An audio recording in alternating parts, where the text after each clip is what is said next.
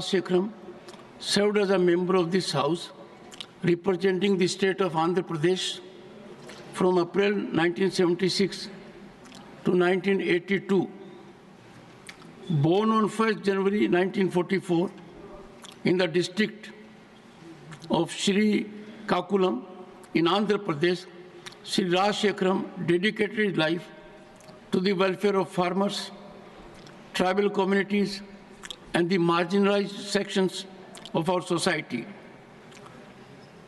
His tireless commitment was reflected in his influential roles as the director of the Andhra Pradesh Cooperative Central Bank and the chairman of the Jila Parishad of Sri Kakulam. Further, Sri Rajya Sabha served with distinction as a member of the Legislative Assembly of Andhra Pradesh, contributing significantly to the state's legislative governance. In the passing away of Sri Pallavlas Rajya Sabha, the country has lost a dedicated social worker, a champion of the rights of the marginalized, and an able parliamentarian. We deeply mourn the passing away of Sri Pallavlas Rajya Sabha. I request honorable members to rise there in their places and observe silence as a mark of respect to the memory of the departed.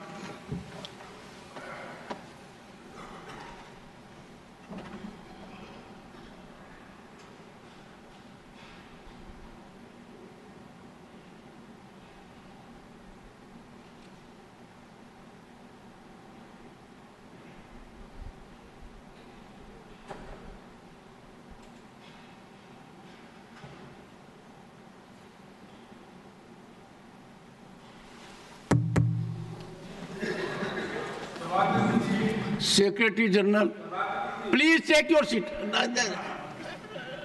I have not even completed the obituary.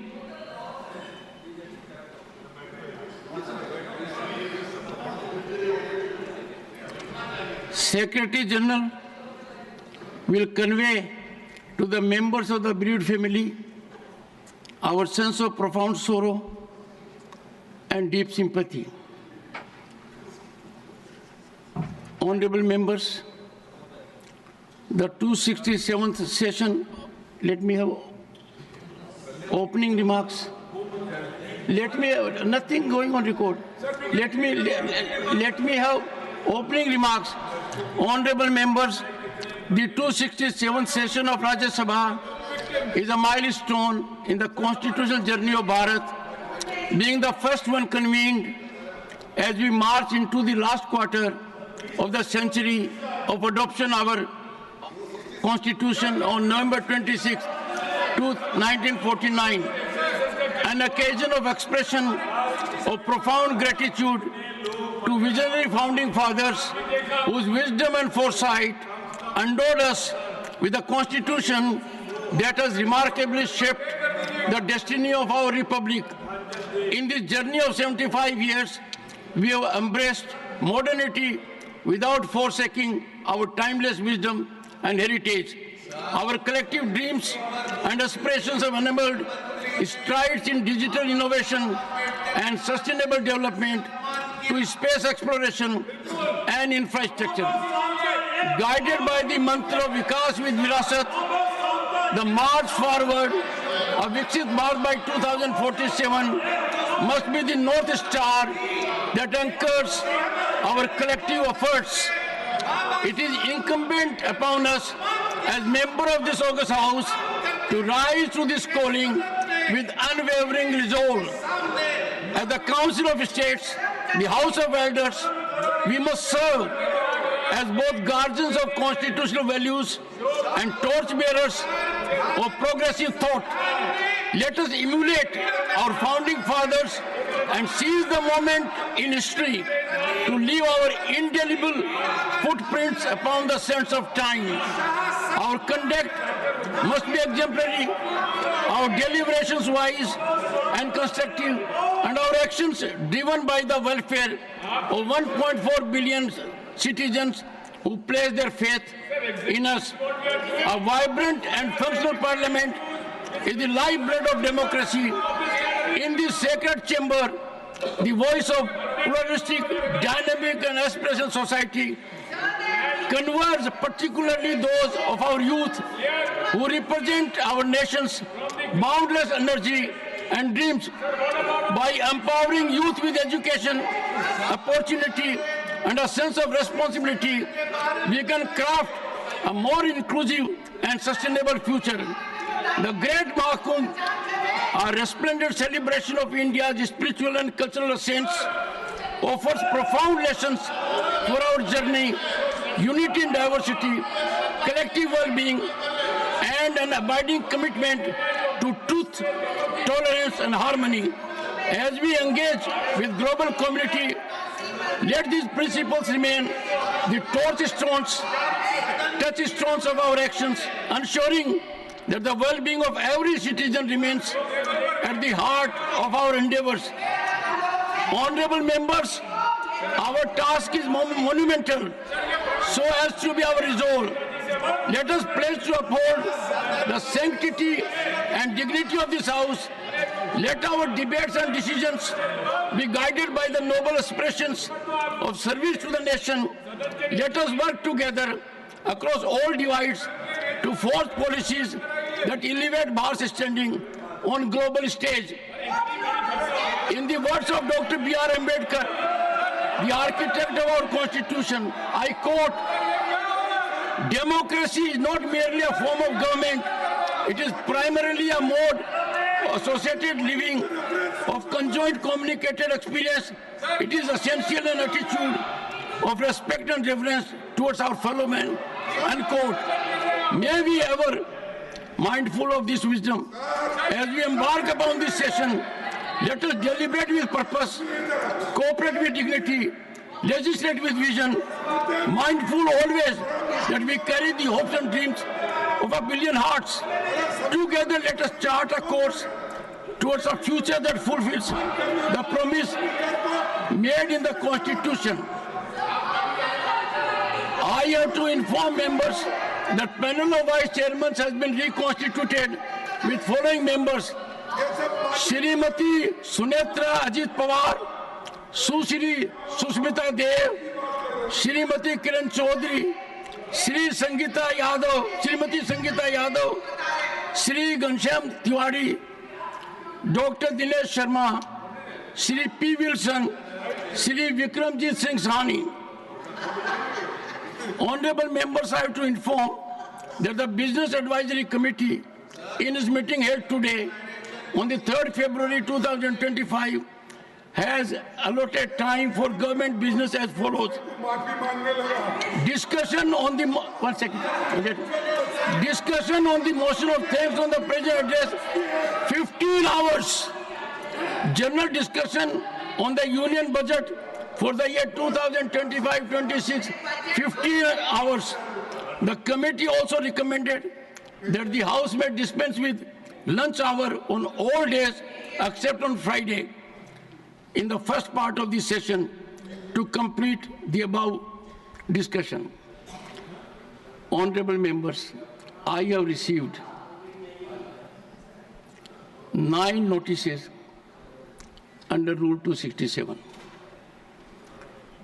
The notices of Shri Pramod Tiwari, Shrimati, if you had cooperated, things would have come to this level otherwise also. For the first time, one second Pramodji, for the first time obituary was disturbed. Shri Pramod Tiwari, Shrimati Sagarika Ghosh, Shri Javed Ali Khan, Shri Ramjilal Suman, Shri Digvijay Singh, Dr. John Bitas have demanded discussion on the alleged mismanagement at the Mahakumbh Mela in Prayagraj, Uttar Pradesh. The notices of Shri Chandrakant Handor, Shri Randeep Singh Surjewala have demanded discussion on escalating incidents of disrespect towards the Constitution and Dr. B.R. Ambedkar. The notice of Shri Santosh Kumar P. has demanded discussion over discriminatory and casteist statements made by the Union Minister of State for Petroleum and Natural Gas. Honorable members may recall my detailed ruling giving the total rationale how issues with respect to Rule 267 have to be dealt with. On 8th December 2022 and 19th December 2022, on number of occasions, for the benefit of the members of the House, I have reiterated the same. Since these notices do not conform to the directives imparted by the chair, the same are not. Matters raised with permission. Shri Subhash Chandra Bose Pilli demand for a comprehensive national farm mechanization policy. Shri Subhash Chandra Bose Pilli, please go ahead.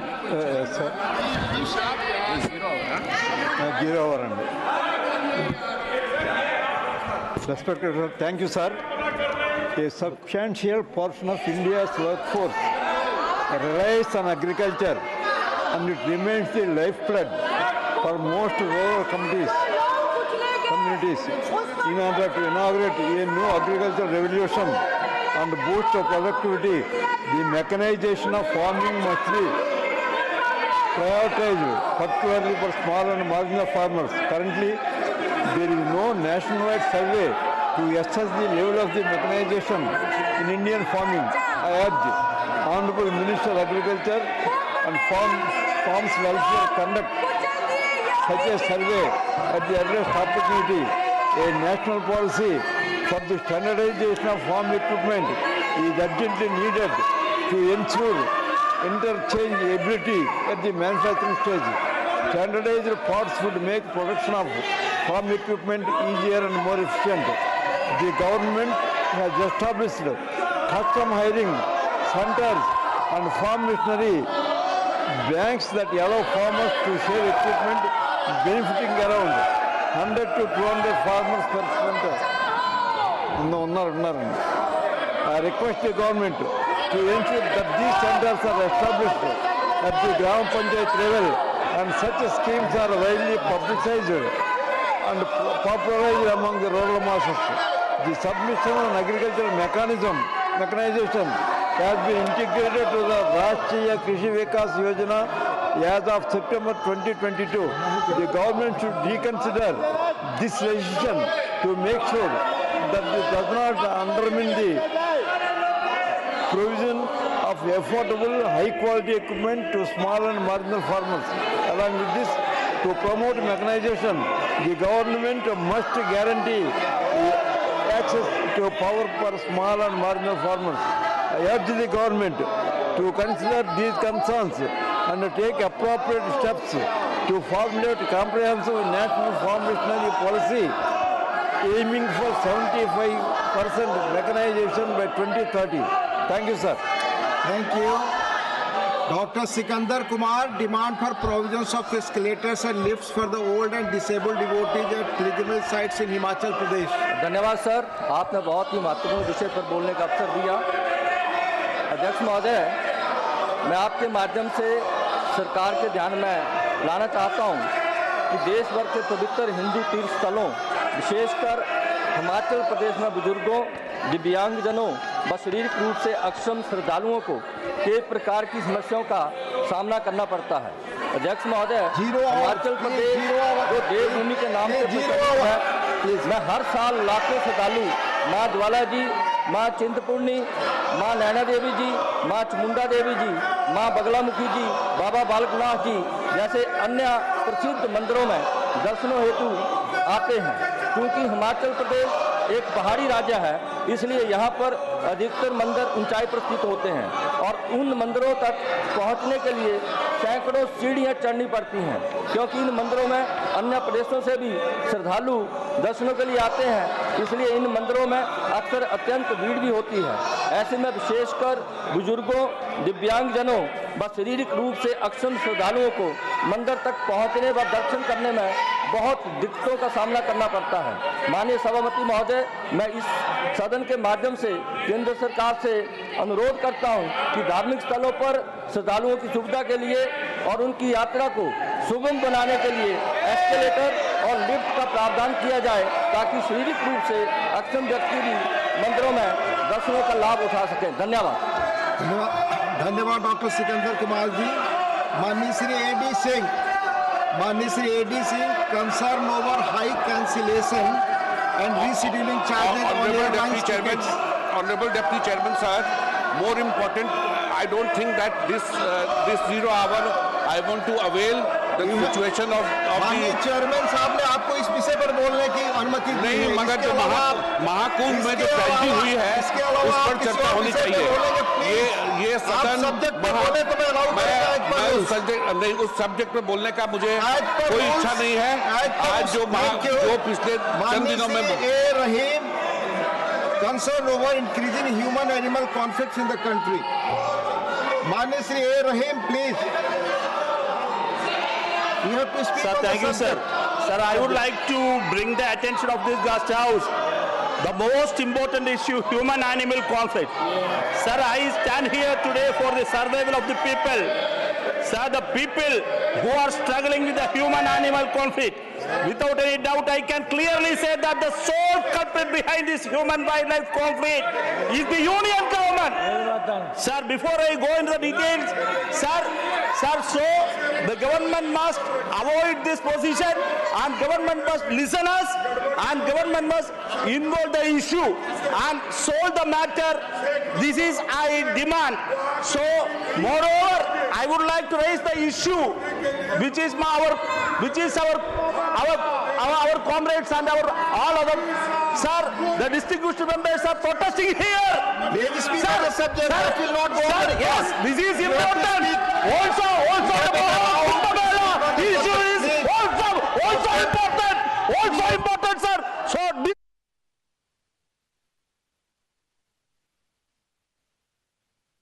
Subject: Dr. John Britas, Sri Sandoz Kumar P, Sri J.B. Mathur Hussain, and Sri Jose K. Manihaj Associated. Please. Dr. Ajit Madhav Rao Gopchade, concern over accidents caused by navigation error of Google Map application. आदरणीय सभापति महोदय, भारत में Google map के गलत होने के कारण दुर्घटना एक गंभीर समस्या बनती जा रही है। भारत के केरल में हाल ही में 2 29 वर्षीय डॉक्टरों की दुखद मौत हुई जब उनकी कार गूगल मैप्स द्वारा सुझाए गए रास्ते पर चलते हुए पेरियार नदी में गिर गई। यह घटना इस बात का एक उदाहरण है कि कैसे तकनीकी उपकरणों पर अत्यधिक निर्भरता कभी-कभी खतरनाक परिणाम दे सकती है। उत्तर प्रदेश के बरेली में एक शादी में जा रहे 3 लोगों भी इस तरह की घटना का शिकार हुए। वे गूगल मैप के निर्देशों का पालन कर रहे थे जबकि उनकी कार एक नदी में गिर गई। यह घटना इस बात को दर्शाती है कि गूगल मैप्स की जानकारी हमेशा सही नहीं होती है, कभी-कभी यह गलत दिशा में ले जा सकता है। बिहार का एक परिवार भी गूगल मैप्स के माध्यम से गोवा का रास्ता पूछने के बाद अंततः कर्नाटक के जंगल में पहुंच गया। यह घटना इस बात का प्रमाण है कि कभी-कभी गूगल मैप्स की जानकारी भ्रामक हो सकती है। आईटी अधिनियम की धारा 43A में यह प्रावधान है, सभी संस्थाओं को अपने उपयोगकर्ताओं के डेटा की सुरक्षा और सटीकता सुनिश्चित करने के लिए उचित उपाय करने की आवश्यकता है। इसका उद्देश्य यह सुनिश्चित करना है कि व्यक्तिगत और संवेदनशील डाटा को सुरक्षित रखा जाए और किसी भी प्रकार की अनाधिकृत पहुंच या डाटा के दुरुपयोग से बचा जाए। यदि किसी संस्था जैसे गूगल मैप के पास तकनीकी क्षमता है लेकिन यह जानबूझकर या लापरवाही से डेटा की सटीकता और सुरक्षा को बनाए रखने में असफल रखती है तो उसे कानूनी रूप से जिम्मेदार ठहराया जा सकता है। गूगल मानचित्र विश्व स्तर पर नेविगेशन का एक प्रमुख साधन है, लेकिन सभापति महोदय, भारतीय स्टार्टअप और कंपनियां वर्तमान में तेजी से विकास कर रही है। यदि ये स्टार्टअप और कंपनियां भारतीय अंतरिक्ष अनुसंधान संगठन इसरो और अन्य संबंधित संस्थाओं के साथ अगर सहयोग करे तो उन्हें अत्याधुनिक तकनीक और एक व्यापक डाटाबेस प्राप्त होगा। इससे भारत में एक ऐसा प्लेटफॉर्म विकसित हो सकता है जो गूगल मैप्स जैसे वैश्विक सेवाओं पर निर्भरता को कम करेगा। भारतीय कंपनियों के पास अपने देश के लिए विशेष रूप से डिजाइन किए गए मानचित्र और डाटा होंगे जो स्थानिक जरूरतों और संदर्भों के अनुसार अनुकूलित होंगे। भारत में गलत गूगल मैप के कारण होने वाली दुर्घटनाएं एक गंभीर समस्या बनते जा रही है। तकनीकी विकास के साथ लोगों को अपने स्मार्टफोनों पर गूगल मैप्स का उपयोग करके यात्रा करने लगे हैं। हालांकि कभी कभी गूगल मैप से गलत जानकारी या गलत दिशा निर्देशों के कारण दुर्घटनाएं हो सकती है। भारत सरकार को इन सभी मुद्दों पर गंभीरता से विचार करके ठोस कदम उठाना चाहिए। मैं भारत सरकार को यह विनती करता हूं कि हमारा जो भारतीय अंतरिक्ष अनुसंधान संगठन इसरो और हमारे बहुत सारे तरुण जो भाई बहन है वो अपने स्टार्टअप के माध्यम से एक अत्याधुनिक तकनीक और एक व्यापक डेटाबेस के माध्यम से गूगल मैप की जैसी चीजें हम हमारे देश से स्वदेशी चीज अपना सकते हैं। धन्यवाद। Thank you. माननीय Shri Manas Ranjan Mangaraj, concern over high rate of inflation in India. माननीय श्री मानस रंजन मंगराज, नॉट प्रेजेंट। माननीय Shri Raghav Chadha, concern over devaluation of Indian rupee. माननीय श्री राघव चड्ढा, नॉट प्रेजेंट। माननीय Shri Naresh Bansal ji, demand for declaration of Shaheed Raja Vijay Singh memorial, Kunj Bahadurpur, Uttarakhand as monument of national importance. धन्यवाद उपसभापति जी। उत्तराखंड के हरिद्वार जिले में कुंजा बहादुरपुर ऐसा स्थान है जहां पर 1857 की क्रांति से भी 3 दशक पूर्व क्रांति हुई। वहां के राजा विजय बहादुर सिंह और उनके सेनापति कल्याण सिंह ने 1000 युवकों की सेना इकट्ठी करके अंग्रेज़ों के साथ लोहा लिया, उनकी मालगुजारी बंद की, उनका खजाना लूटा, सब प्रकार की ब्रिटिश सत्ता को चुनौती दी।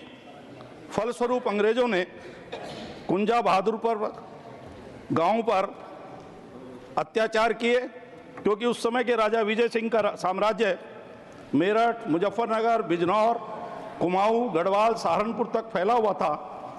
उन्होंने साहस का परिचय दिया, जिसमें जब आक्रमण किया अंग्रेज़ों ने तो 40 ब्रिटिश सैनिक भी मारे गए और सैकड़ों नौजवान अपने मारे गए। अत्याचार हुआ। गांव में केवल गर्भवती महिलाएं ही बची थी, शेष सब पुरुषों को मार दिया गया और दहशत पैदा करने के लिए सबको वहां पर पेड़ों पर लटकाया गया। 2 सैनिकों को देहरादून जेल के सामने पेड़ पर लटकाया गया। सैकड़ों वीर गुजरों ने अपना बलिदान दिया। किलों पर कब्जा करके अंग्रेजों ने कत्लेआम मचाया। मैं सोचता हूं कि आज जो हमें मानवाधिकार का पाठ पढ़ा रहे हैं, उनका इतिहास तो क्रूर अत्याचारों से भरा पड़ा है। यह विडंबना है कि हमारे इतिहास में कुंजापुर बहादुर जैसी अनेक शौर्य गाथाओं को भुला दिया गया। इन वीरों के शौर्य के बिना हमारा इतिहास अधूरा है। हमारा इतिहास बहुत सीमित है। वास्तव में विदेशियों द्वारा लिखित, विदेशी दृष्टि से लिखे गए इतिहास को ही पढ़ रहे हैं, जिसमें भारतीयों की मेधा, प्रतिभा, शौर्य और वीरता को गौण कर दिया गया। देश के इतिहास में राष्ट्र के विभिन्न प्रांतों में, भागों में ऐसे अनेक संदर्भ हुए जिसमें स्थानीय जनता ने स्थानीय नायक के नेतृत्व में आताताई आक्रांताओं से अपनी आज़ादी, अपनी अस्मिता, संस्कृति और संपत्ति को बचाया।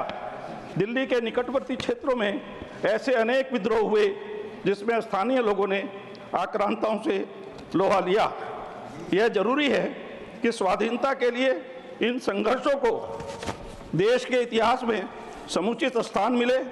ये हमारे न केवल पाठ्यक्रम का भाग बने, बल्कि स्थानीय मातृभाषा में बच्चों और युवाओं को उससे परिचित कराया जाए, तभी हमें अपने इतिहास को। धन्यवाद। धन्यवाद।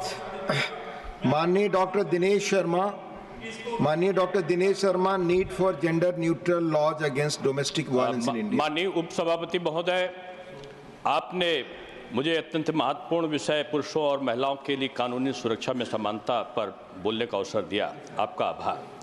मैं आज एक ऐसे मुद्दे पर बोलने के लिए खड़ा हूं जो हमारे संविधान द्वारा दिए गए समानता के वादे के मूल में है।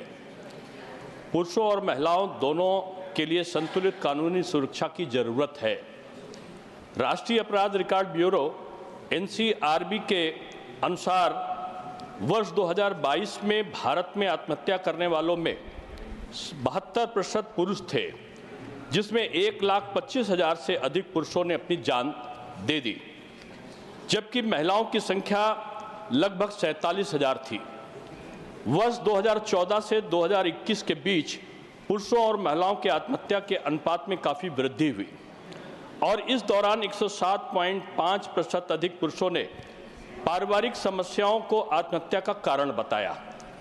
हमारे कानून में ने महिलाओं को घरेलू हिंसा और शोषण से बचाने में बड़ी प्रगति की है, लेकिन ऐसे पुरुषों के लिए भी सुरक्षा का अभाव चिंता का विषय है, जो इसी तरह की चुनौतियों का सामना कर रहे हैं। हाल में ही बिहार के निवासी अतुल सुभाष के मामले ने इस समस्या को उजागर किया है। अतुल सुभाष बंगलौर में काम करते थे। आरोप उन्होंने यह लगाया कि उन्हें उनकी पत्नी द्वारा उत्पीड़न के झूठे आरोप में फंसाया गया, जिससे दुखद रूप में उन्होंने अपनी जान दे दी। यह घटना इस बात पर रोशनी डालती है कि झूठे आरोपों का सामना करने वाले पुरुषों के लिए पर्याप्त कानूनी और भावात्मक समर्थन नहीं है। भारतीय न्याय संहिता की धारा 85 जैसे प्रावधानों के दुरुपयोग की समस्या भी बड़ी चिंता का विषय है। मैं माननीय मंत्री महोदय से अनुरोध करता हूं कि घरेलू हिंसा और उत्पीड़न से जुड़े कानूनों को जेंडर न्यूट्रल बनाया जाए, ताकि सभी के साथ न्याय हो सके। अगर सिस्टम की कमी के कारण एक भी व्यक्ति अपनी जान दे देता है, तो यह हमारे लिए आत्ममंथन का समय है। झूठे आरोप लगाने वालों पर सख्त कार्रवाई होनी चाहिए, ताकि न्याय प्रणाली की निष्पक्षता और सच्चाई को बनाया जा रखे।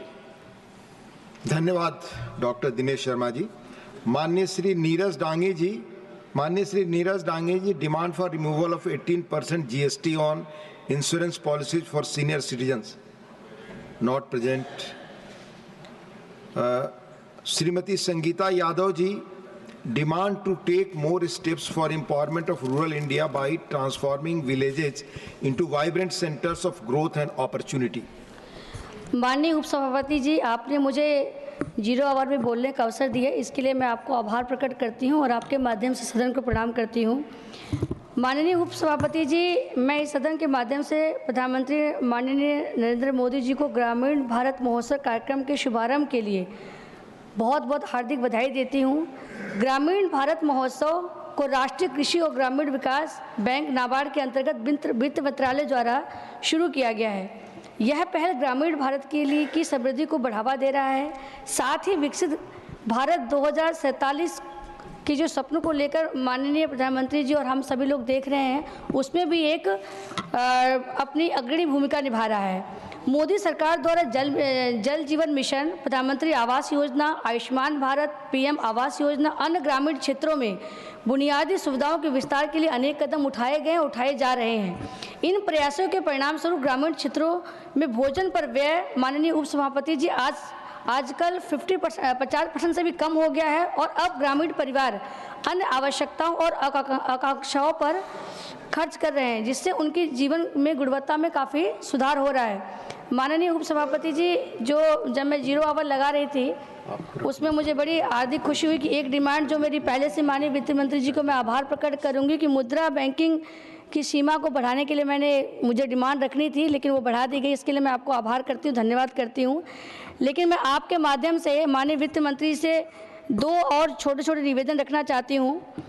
एक तो ग्रामीण क्षेत्र की ये जो पहल चल रही है, इसमें छोटे किसान और महिलाओं की भागीदारी को बढ़ाने के लिए और ठोस कदम उठाने की ज़रूरत है। साथ ही दूसरी डिमांड है मेरी, वो ये है कि ग्रामीण क्षेत्रों में नवाचार और डिजिटल साक्षरता को बढ़ावा देने के लिए हमें और सशक्त कदम उठाने जाने की आवश्यकता है। धन्यवाद।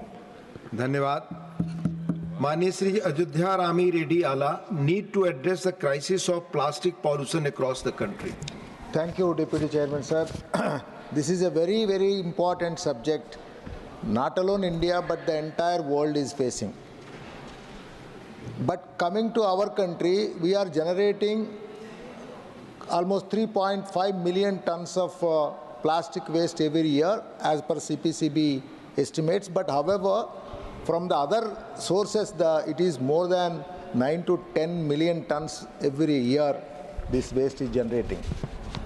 But unfortunately, only 60% of it is collected, and out of that also only 40% is recycled. So where is this balance going? It is just ending up into landfills, rivers, oceans. Unfortunately, very, very, very sad situation. But the point that we see, sir, most of this is handled by unorganized sectors. So we now need to bring in a real solution to this problem. We must bring organized sector also to come and work on this plastic menace. But keeping this aside, sir, the environmental challenges that we are facing because of this pollution, most important, microplastic pollution. This is actually found in water, soil, and in human bodies. Also, it is found in oceans. 0.6 million tons every year around India is entering into ocean. Air pollution, that is another major problem. Burning of plastics releases toxins, and they are contributing to a lot of air pollution control and respiratory diseases. Soil and water contamination. Unfortunately, these chemicals, they leaches into the water and also soil, which is making it really very infertile, and water is really contaminated, for which treatments are also very costly. Economic and resources loss. Unfortunately, India, we are importing more than 80% of our crude, and plastic is nothing but crude. We have to see that, the plastics are properly recycled, and with that, at least 50,000 crores of rupees we can save every annum by recycling of these plastics.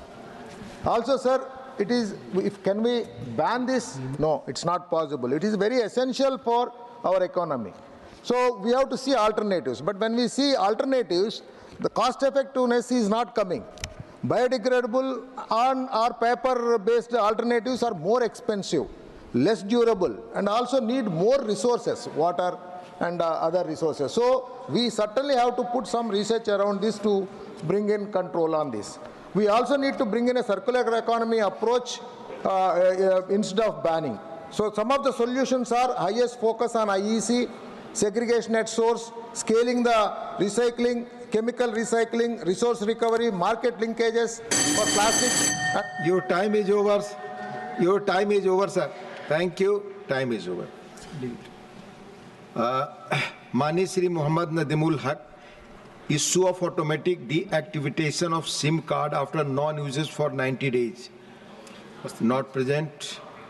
Mani Shri Anil Kumar Yadav Mandadi, demand to include the Musi River in Hyderabad as part of the country's major river rejuvenation project.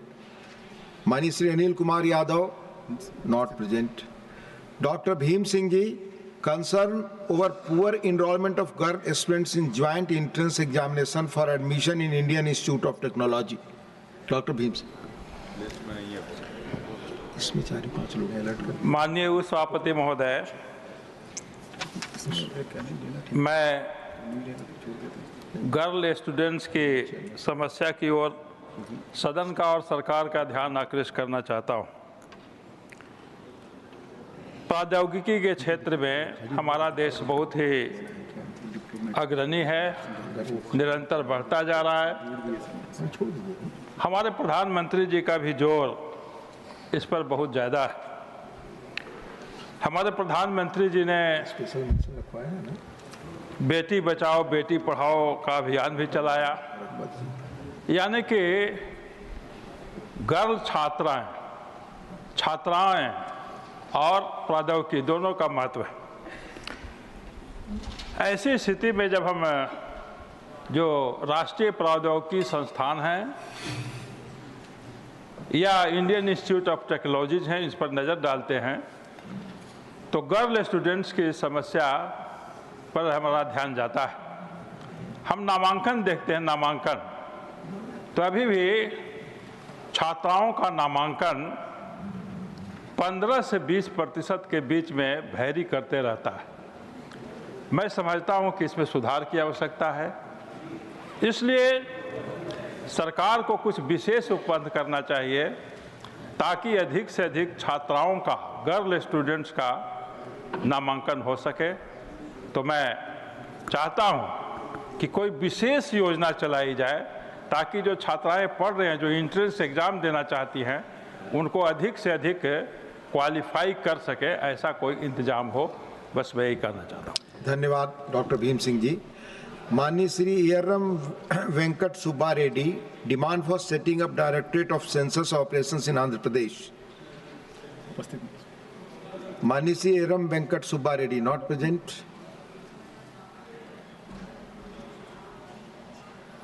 माननीय Shri Sanjeev Arora, need to address the problems faced by bicycle manufacturing sector. Not present. माननीय Shri Samik Bhattacharya ji, demand to operationalise Ashoknagar oil field in West Bengal.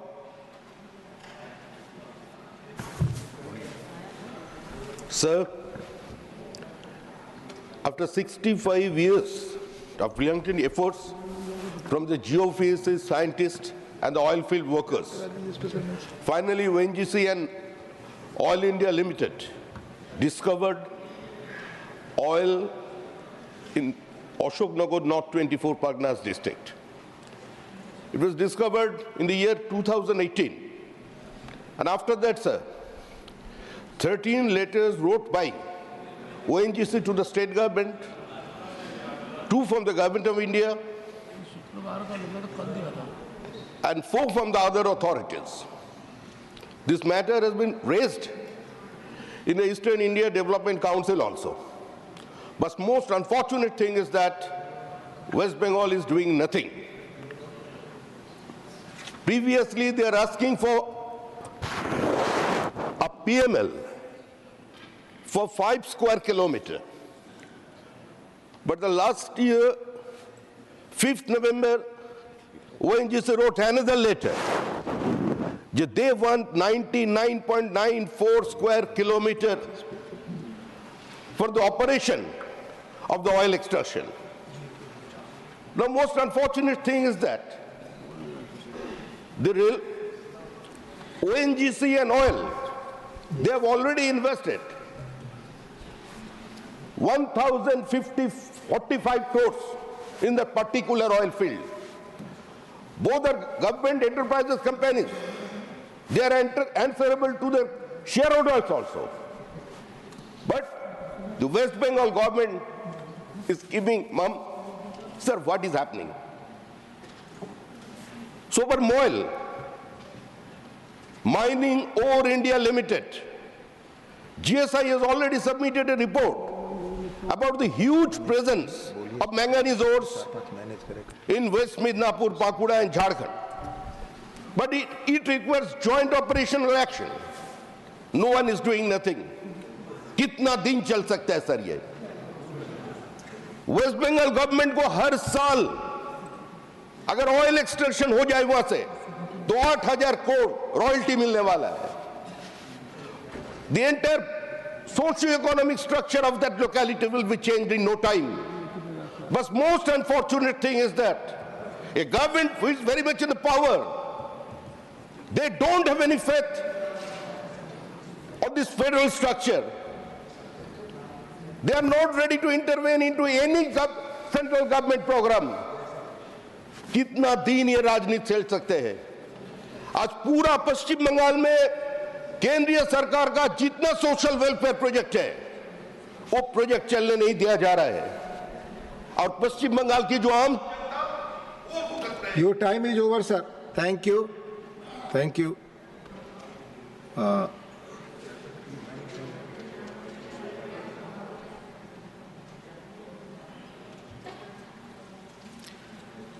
Shri KRN Rajesh Kumar, request for expedited approval and funding for upgrading NH 44 stretch from Dharampuri to Namakal from 4-lane to 6-lane. माननीय Shri Rajesh Kumar, KRN Rajesh Kumar, not present. माननीय Shri M Shanmugam, need to formulate comprehensive plan to fill up all vacancies and to generate more employment opportunities in the country. माननीय Shri M Shanmugam, not present.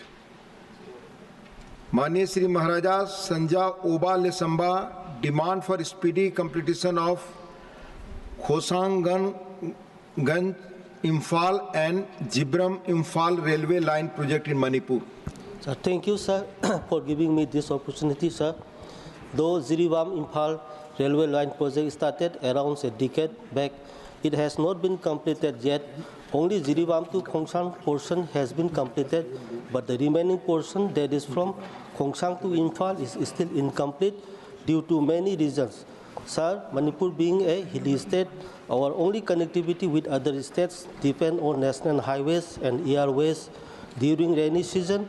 Bringing in of essential commodities and traveling outside along the national highways are facing hardship due to bad roads, landslide, and extortion by different armed groups, etc.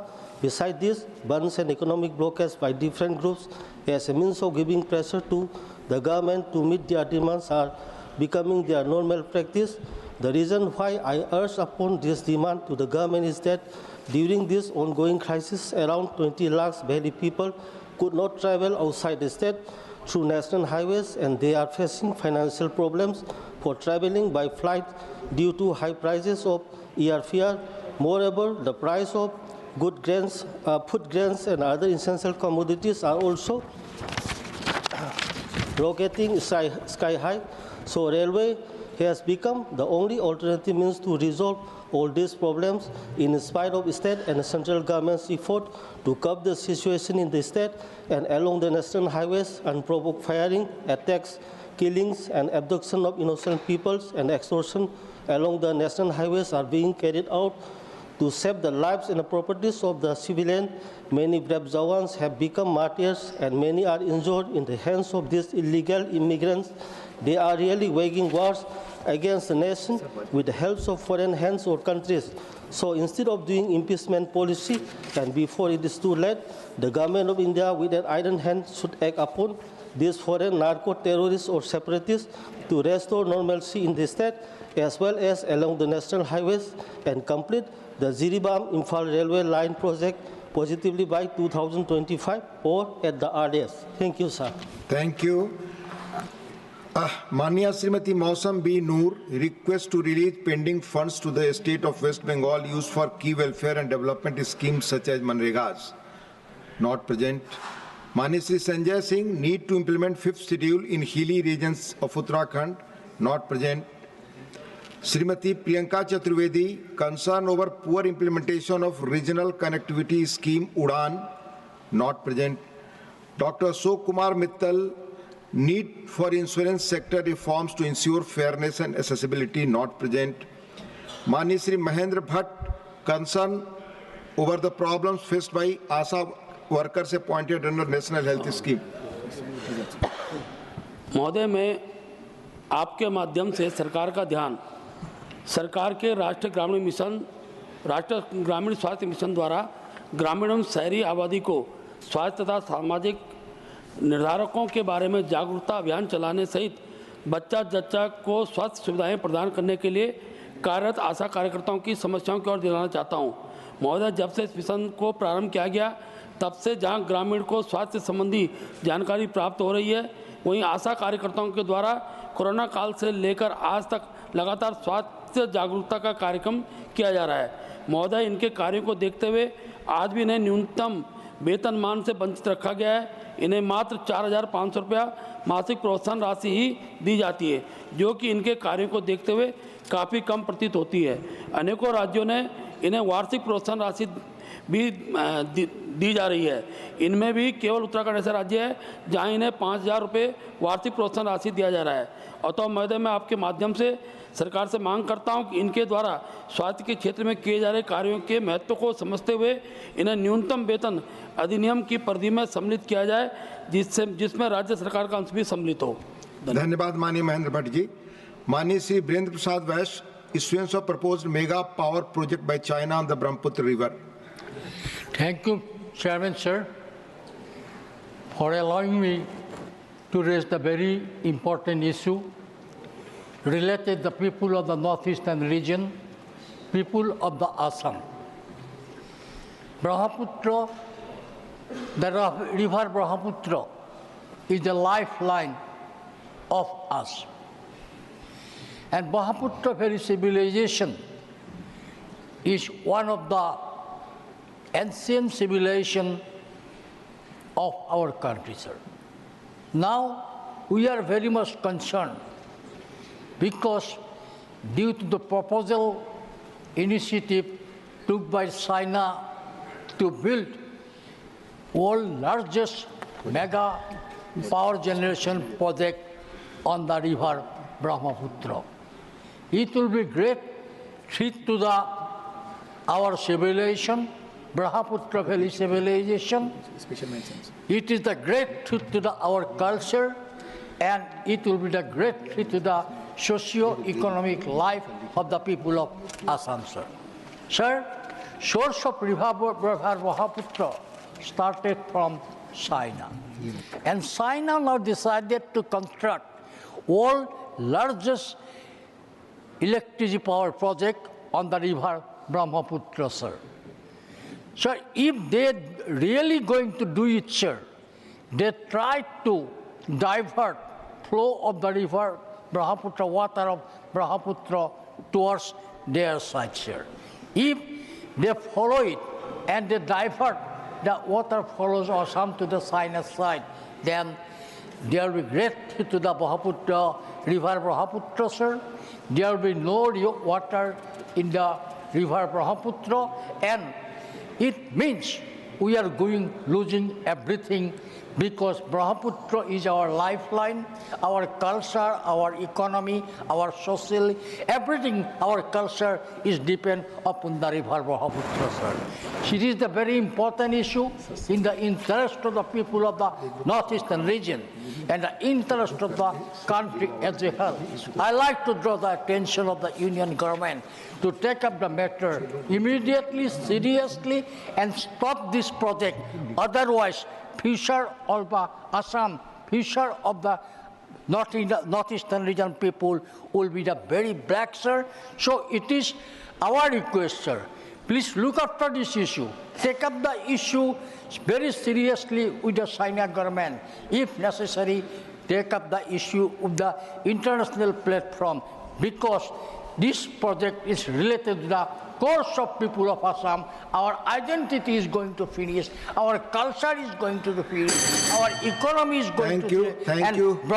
Thank you. Now I will call Mani Sri P. Wilson. Urgent need for strengthening education and health care infrastructure in Tamil Nadu. Not present.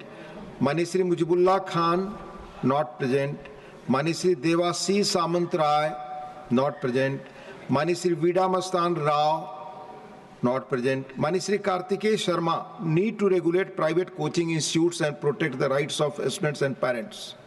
Mani Sri Kartikeya Sharma ji, not present.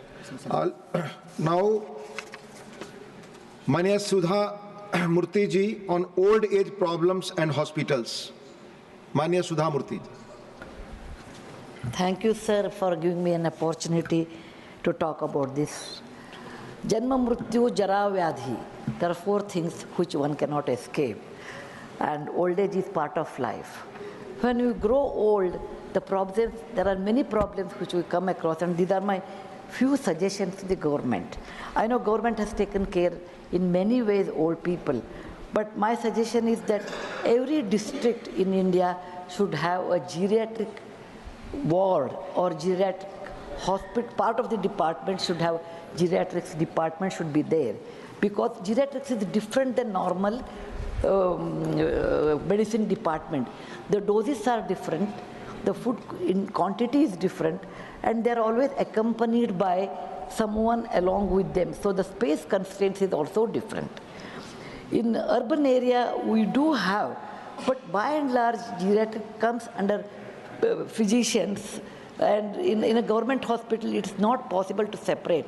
So I request that we should design a separate department for that in a district level, so that the rural area people can come to the district area and take advantage of that. When you grow old, you always come with someone to the hospital, so you require additional space there. So when you design an OPD, you require 1:2. That means normal OPD is meant for 40 people for the adults. You require probably the same space for 20 people. They will come with someone. Same way, their waiting period should be reduced, so you should take care of the sitting arrangement. When they are admitted, again the hospital bed should be in such a way that there should be more space because of the attenders. They need attenders. And when you would like to have such arrangement, then government has to train doctors, geriatric specialists, special nurses, helpers, and other staff. It may be a little expensive, but India has growth of old age people, and this should be, the government should consider this as a suggestion to improve the position of the old people, and particularly in the medical field, so that the old age will be easy and comfortable. Thank you very much for giving me this time. Dhanyawad. Thank you, माननीय सुधा जी. माननीय श्री लक्ष्मीकांत वाजपेयी जी, ई filing centre. माननीय उपसभापति जी, मैं आपके माध्यम से इस विषय को उठाना चाहता हूं. भारत सरकार ने निर्णय किया था कि देश में 7,100 ई फाइलिंग 4400 ई फाइलिंग सेंटर शुरू किए जाएंगे और 7,100 करोड़ रुपए की बजट में घोषणा की थी. उसी क्रम में उत्तर प्रदेश के भीतर भी खुलने थे. मेरठ में एक केंद्र खुला. यूं तो हमारी मांग है हाईकोर्ट बेंच की, वो अब भी रहेगी, लेकिन एक ई फाइलिंग सेंटर खुला था जो वादकारी अपने विषय को रख सकता था. वादकारी का हित सर्वोच्च और सस्ता और सुलभ न्याय, ये हमारा सैद्धांतिक पक्ष है. इसके बाद भी माननीय सर्वोच्च न्यायालय ने 2 निर्णय किए. निर्णय में भी एक शब्द कहे कि आज के 15 दिन के बाद कोई हाइब्रिड सिस्टम से सुनवाई के लिए मना नहीं कर सकता. लेकिन इलाहाबाद हाई कोर्ट ने अभी तक एक बार आदेश जारी किया सुनवाई का, और 8 दिन बाद कैप्टन अबेंस में रख दिया उस आदेश को. यानी सर्वोच्च न्यायालय के आदेश को भी एक एडमिनिस्ट्रेटिव ऑर्डर से कैप्टन अबेंस रखने का काम इलाहाबाद सर्वोच्च न्यायालय ने किया है. और उत्तर प्रदेश के लोगों को ई फाइलिंग सेंटर के माध्यम से जिले से हाई कोर्ट और सुप्रीम कोर्ट में वाद दायर करने, जमानत प्राप्त करने और सुनवाई का अवसर मिलता है, फैसला का अवसर मिलता है. उससे हमको वंचित किया जा रहा है. मेरठ में तो ई फाइलिंग सेंटर स्थापित भी हो गया, उसके बावजूद भी इलाहाबाद हाई कोर्ट के एडमिनिस्ट्रेटिव ऑर्डर से माननीय सर्वोच्च न्यायालय का आदेश कैप्टन अबेंस रखा गया. मैं इस विषय पर अपनी बात रखते हुए सदन आपके माध्यम से मांग करता हूं कि वो कैप्टन अबेंस का आदेश स्थगित हो और ई फाइलिंग सेंटर की व्यवस्था को चालू किया जाए. धन्यवाद. धन्यवाद. माननीय डॉक्टर सुमेर सिंह सोलंकी, नवोदय विद्यालय एवं केंद्रीय विद्यालयों में कृषि विज्ञान पढ़ाने हेतु. सोलंकी जी बोल रहे हैं, खड़े हो.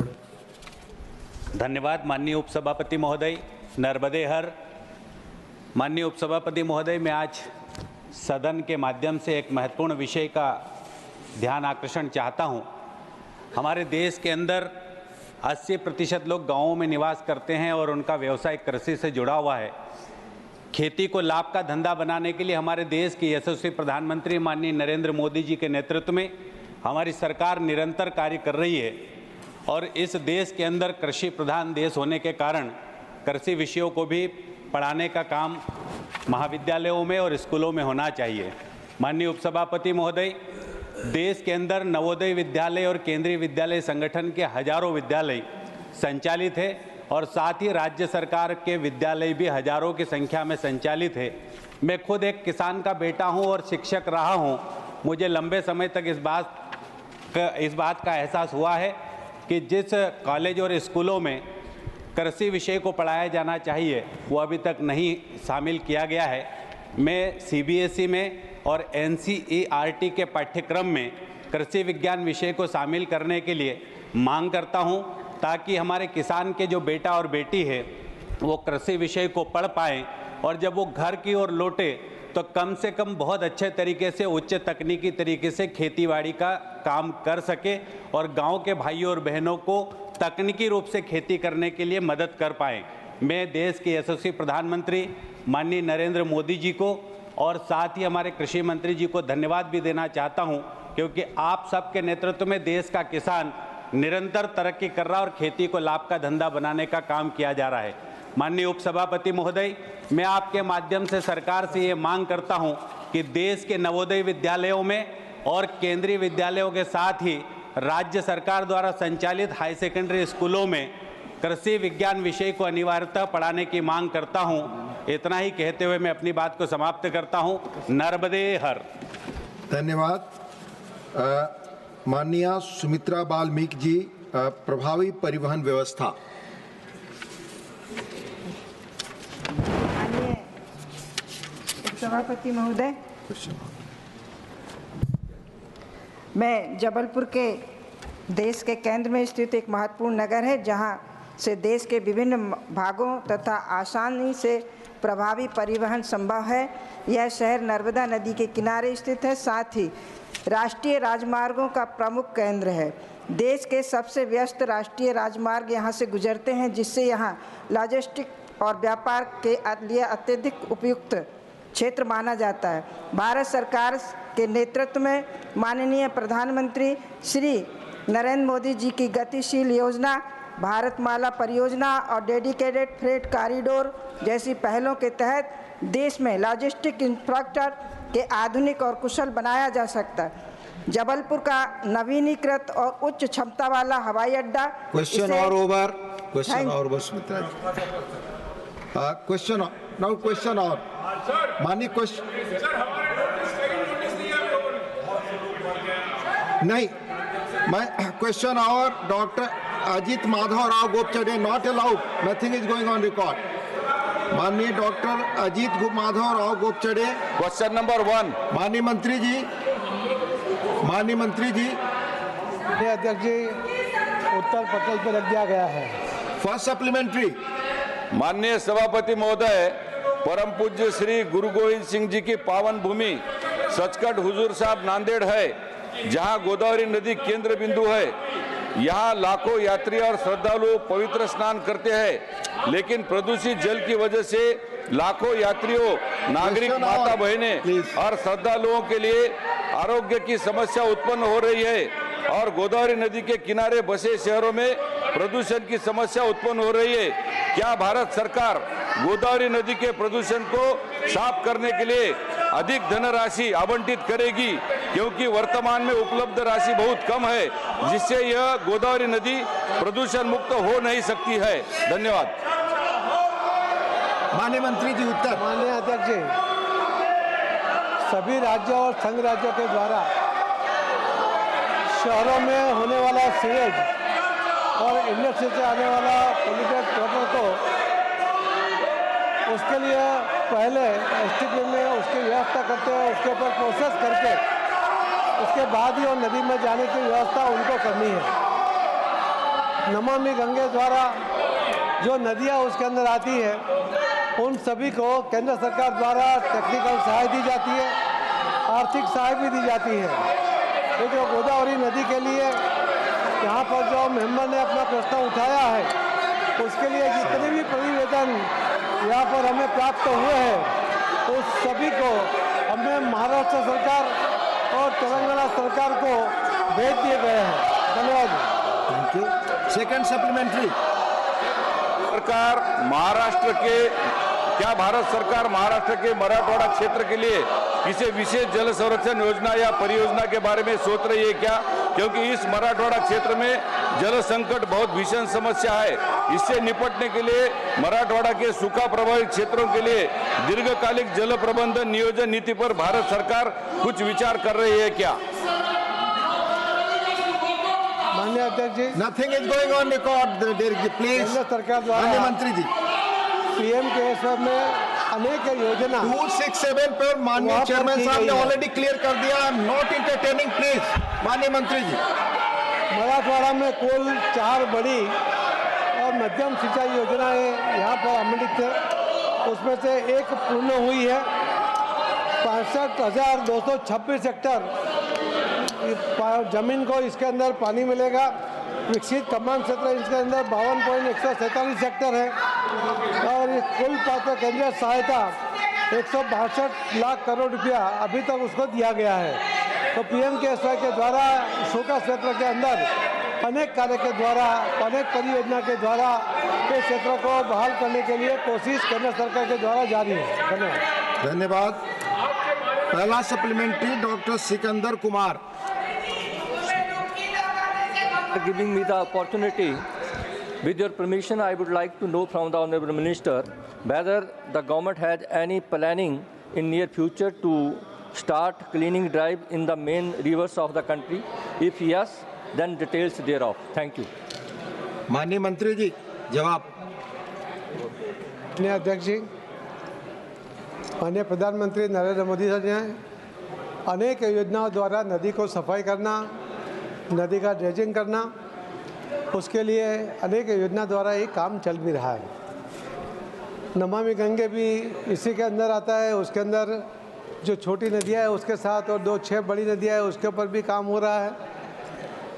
ये जो पर्टिकुलर अगर कोई नदी की बात करते हैं तो उसके ऊपर पक्का जवाब देंगे। मैं जनरल में बता सकता हूँ कि सभी नदियों को ड्रेजिंग करते हुए, उसको सफाई करते हुए ये योजनाएँ चल रही है और इसके अंदर बहुत अच्छा रिजल्ट भी आपको देखने को मिल रहा है। Thank you. Now question number 2, Dr. Medha Visram Kulkarni.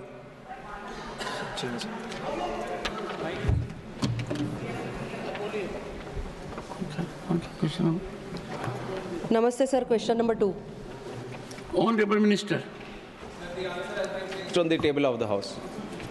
First supplementary, Dr. Medha Visram Kulkarni. Sir, I would like to congratulate our central government and the Ministry of Aviation. Sir, India has emerged as the world's fastest growing aviation market and currently holds the position of 3rd largest in the domestic segment. Over the past decade, the number of aircrafts in country has doubled from 400 to 800, sir, while the number of airports has expanded significantly from 74 to 157. The government's visionary initiatives such as UDAN have strengthened regional connectivity, bringing even the most remote areas into national aviation network and developing an ecosystem for unprecedented growth. So my first question is, the issuance of 1,562 commercial pilot licenses in 2023 is an all-time high, sir. How the government ensures that the expansion of flying training organizations maintains global safety standards and produces highly skilled pilots capable of handling modern aircraft and emergencies? Honorable Minister. Thank you, Chairman, sir. So like the Honorable Member has mentioned the statistics, India is one of the leading aviation markets in the whole world, and we have the numbers which back it up, sir. And once you see the increase in the aviation, one primary statistics which also needs to grow is the commercial pilots and the aircraft maintenance and the training and skilled workforce which needs to be backed up by it. We already have 800 planes operating in the Indian aircraft space from the Indian operators. And we see 1,720 planes under order also. And we have so many planes coming into the Indian airspace, then you definitely need more pilots also to be trained. And currently we have approximately 1,600 being trained every year, sir. We have up to more than 54 FTOs operating in the country. We see that more FTOs are under demand now. A lot of FTO companies are coming, organizations are coming to set up new FTOs. And whenever these new FTOs are being set up, we ensure that the standards that which are being followed are followed at a global level, so that the pilots which get trained in the country are not only for the domestic aviation market, but they can go abroad, they can work in any country which maintain those kind of global standards. So from our side, we are ensuring that we maintain thorough global standards. We have our DGCA, which is a safety regulator and which does a thorough work in ensuring that all the standards, procedures, the rules, guidelines, whichever have been put up by the Indian Civil Aviation Authority are thoroughly met by the FTO, new organizations which are being set up. Second supplementary, Dr. Medha Vishram Kulkarni. Thank you, sir. Whether the 5 national safety goals outlined in NASP will specifically address the increasing occurrences of technical glitches in commercial aviation? If so, the details thereof. And another allied question is, sir, over 91 lakh passengers have availed DG Yatra's seamless, contactless travel experience. What measures are being taken to expand the technology across all major and regional airports? And how does the government plan to address data security concerns related to facial recognition technology? Thank you, sir. So, Honorable Minister, Part 1 and Part 2. Sir, regarding the Part 1 of technical glitches and faults, the House would be happy to know that in 2022, 2 years back, the number of glitches that happened in the country were 723. And last year, 2023, we had 390. And now we have come down to 273. And obviously, our DGCA and the civil aviation, we are all putting many efforts so that the technical glitches, the safety issues and the occurrences, they all come down. And definitely, we are on the right path with the numbers also. We are being seen that the technical glitches have come down, sir. And we are going to furthermore improve. And the National Aviation Security Plan and the safety plan definitely assist us in ensuring that the whole number of technical glitches come down in the country in the future also, sir. And on top of that, Digi Yatra has been a revolutionary scheme that we have brought in. We have included the technology at our airports so that the check-in time, the entry time at the security gates at the airports, what used to take manually when the CISF personnel is handling the security, it used to take around 20 to 30 seconds. But the installation of these Digi Yatra systems has brought it down to 5 seconds. And not only at the entry point, we have them at the boarding gate, we have them at the security check-in. So there is a seamless travel for the passengers. Just with their mobile in hand, with their digital documents in hand, they are able to seamlessly enter the airport and board the aircraft. And now with this, we have up to 24 airports we are handling this Digi Yatra system. And the request has been pouring in from many other airports also. We have 5 more which are ready for inauguration right now, sir. And thoroughly, stage by stage, we are including more airports to be brought into the Digi Yatra system network. So furthermore, we can expect more airports having this Digi Yatra systems at the entry gates. Thank you, sir. Third supplementary, Sri Sanjay Kumar Jha. And sir, don't split.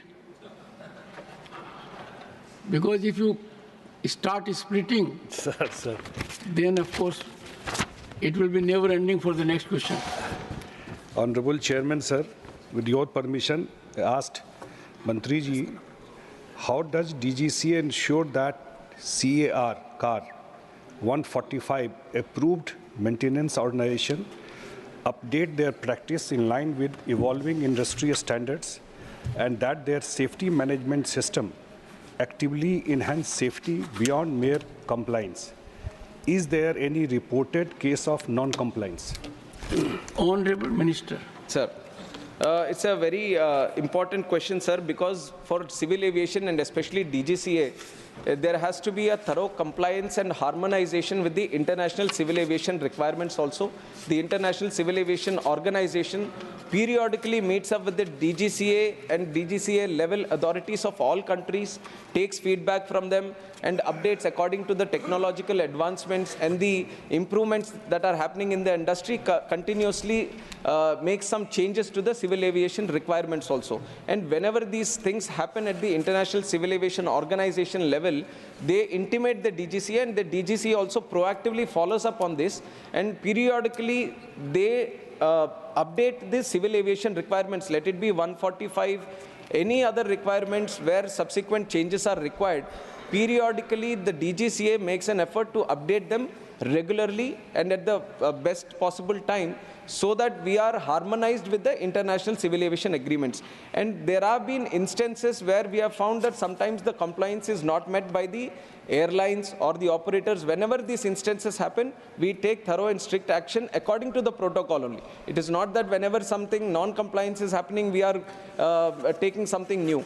Everything is being strictly laid out in the standards of procedures and also the civil aviation requirements and the guidelines that we have. And whenever there is a non-compliance, we take strict action on them, and there have been many instances, and I'll give you the number also on how many instances have happened. Thank you. For supplementary, Shri Ratanjit Pratap Narayan Singh, RPN Singh. Chairman, sir. So my question is not related to the safety part of it, but a very important airport I would like to draw your attention to, and I'd be very glad if you could give me a written answer regarding that. I would like to ask the Minister about Kushinagar International Airport. It was opened a couple of years ago with great fanfare, but I just would like to draw the attention of the Minister that the localizer has been put in the airport. The airport is Cat 1 pliant. The Indigo Airlines have asked for a Udan scheme for 4 planes to take off under the 4 schemes that they've already given for the Minister, and they are ready to start flying planes from there in February.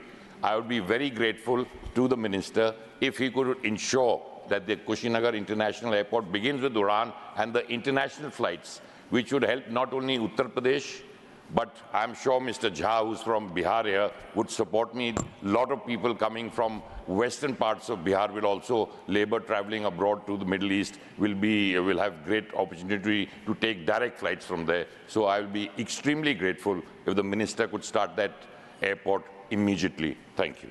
Honorable Minister, the question is on a different level. The Honorable Member has been earnest. Yes. Your discretion, you can send him a written reply. Yes, sir. But I'm very happy to answer the question also, sir. Very strategic location, Kushinagar, which is why the government has also put in all the efforts to make it operational at the earliest, and we are in the last phase of it, sir. All the technology, technical and navigational systems, everything has been installed, and very soon we are going to start operations, and what is necessary for international operations also, we are trying to speak with the airlines and promoting them. And the House would also be happy to know that Udan scheme, which was earlier envisioned for 10 years, and in the budget that was presented on Saturday by the Honorable Finance Minister, she has been gracious enough to accept that the Udan scheme needs to be extended for furthermore 10 years, which is going to help not only the existing civil aviation network that we have today, but we are planning to build 100 more airports in the coming 10 years, sir. So definitely to connect all these airports and to give more boost to the domestic aviation market, Udan has been a revolutionary scheme, and we should all thank our Honorable Prime Minister Narendra Modi ji for bringing up this kind of scheme. And definitely we are going to extend it for 10 more years. Places like Kushinagar and all the tier 2, tier 3 city airports which are coming up with a lot of grandness, they will all get connected in the future also, sir. Thank you. Dr. Bhagwat Karad, last supplementary. Honorable Chairman, sir, through you, I want to ask Honorable Minister, what are the number of pilot training center, private and by the government in India, and the number of trainee every yearly coming out of in the Indian and as well as the out of India, number of pilots? Honorable Minister. Sir, at present we have 54 pilot training organizations, the flight training organizations in the country. And on top of that, sir, the number of licenses we are issuing is around 1,600 to 1,700 licenses we are issuing every year, sir, which is a record number in the country itself, and when you compare it at a global level also. And one other phenomena that we are observing is that some of these students who want to become a pilot, they are undergoing the training sessions abroad also. And when they go training sessions abroad, they finish the course there and then try to come back and work in the Indian scenario. But with the standards of FTOs continuously improving, and more number of FTOs being established in the country itself, that number has been coming down slowly, and we are trying to encourage more FTOs in the country with the growing demand in the civil aviation network, and also with the coming of more planes in the country also. So we see this 54 growing into a much bigger number in the coming years. Question number 3, Shri Sanjay Raut. Not present. Honorable Minister. उत्तर पटल पर रख दिया गया है।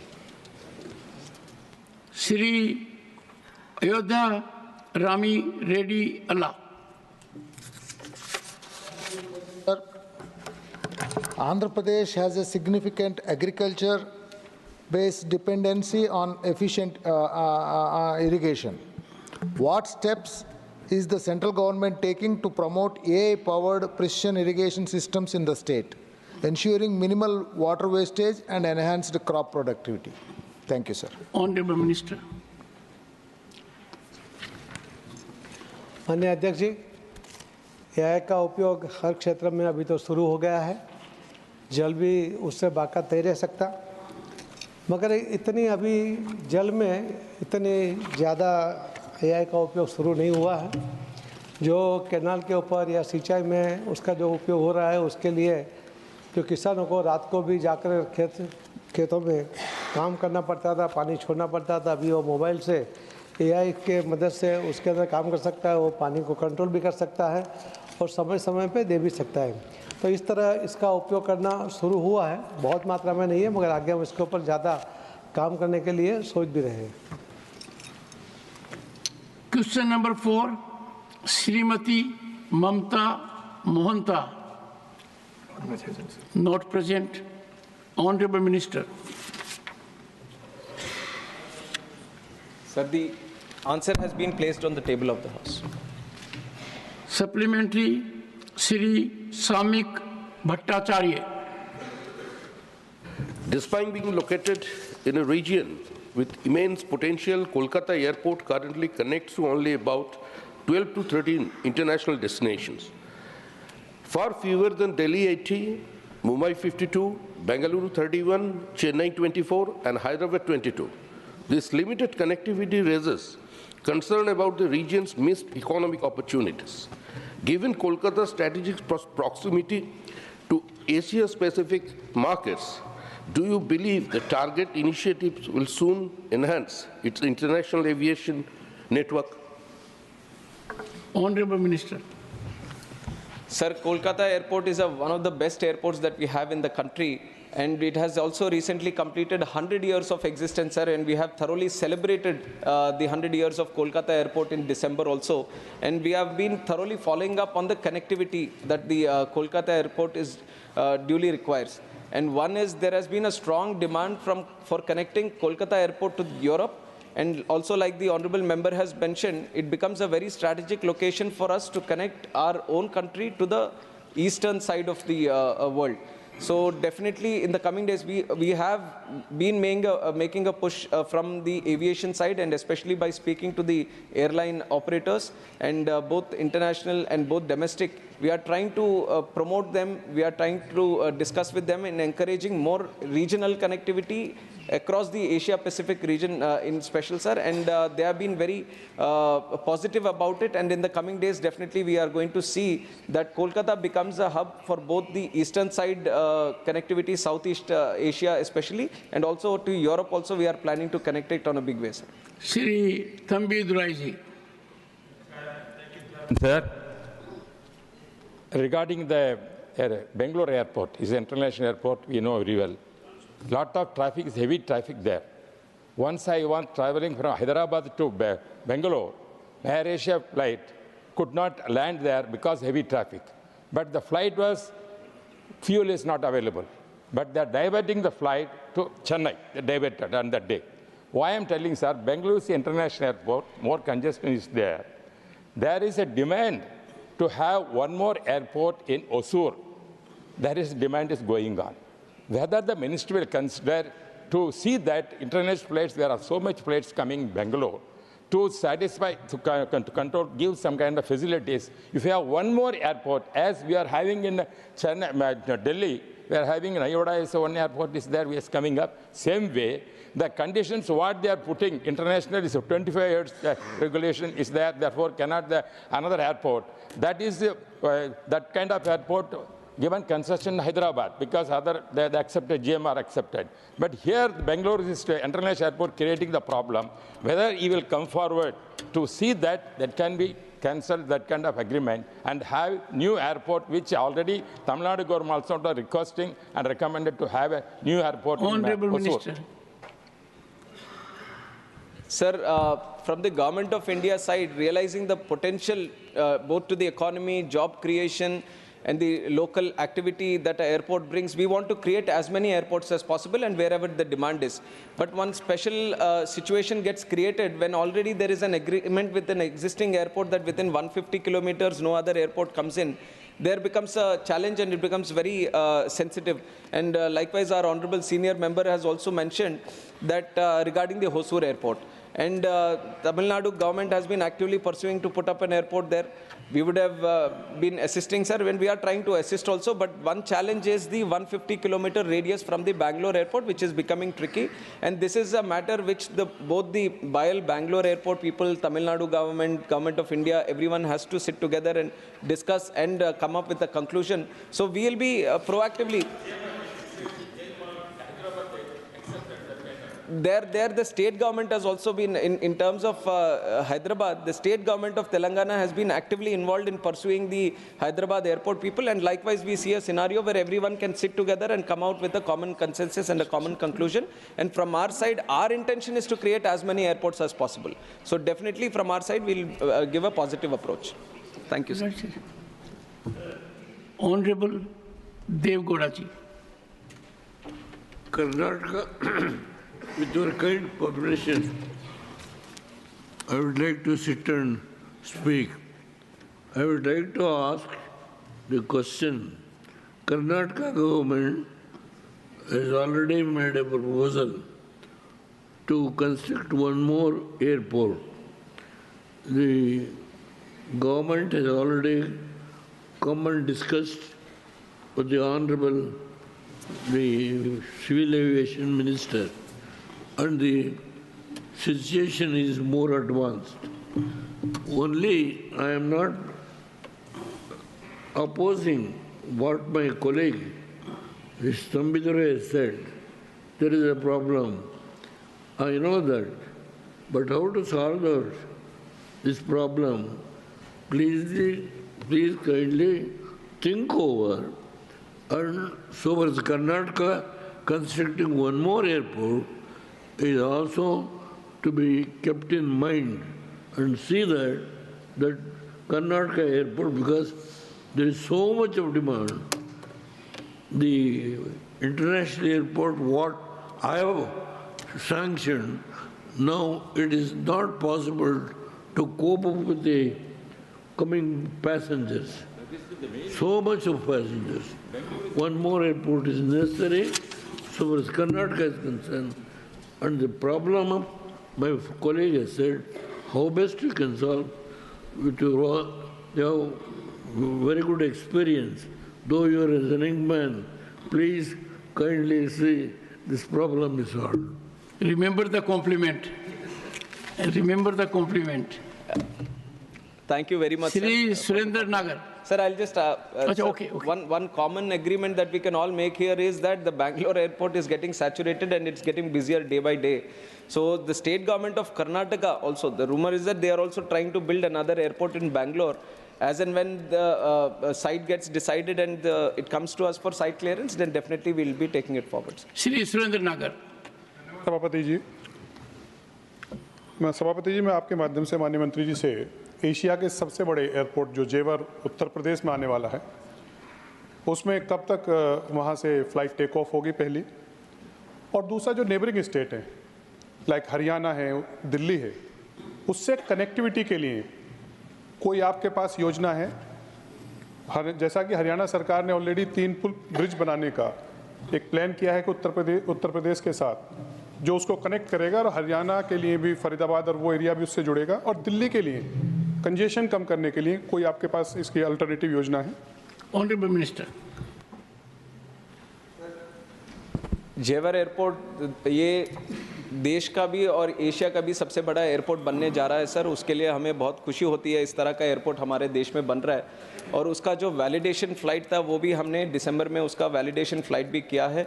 And everything is going according to the timelines, and very soon in the month of April we see the regular operations being started from the Jewar Noida International Airport.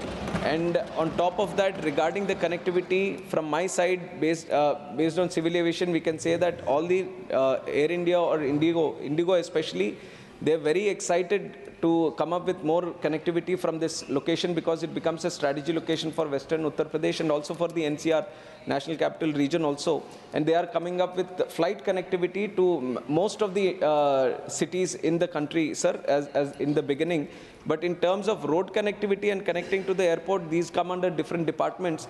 But I'm sure that it lies right next to the Agra Expressway, so it's Yamuna Expressway. So it is properly connected through road, and we just need many more points to be aligned with that road connectivity, and slowly we'll see that also happening, sir. I was in that area. Yes. The connectivity will be very extensive and seamless. It's going to be one of the largest in the world and the largest in Asia. Shri Kartikeya Sharma. Sir, I'd like to ask the Honorable Minister whether the Ministry is planning to integrate any advanced technologies such as AI-based predictive maintenance and real-time flight data monitoring into the existing safety network to further mitigate risks associated with technical glitches.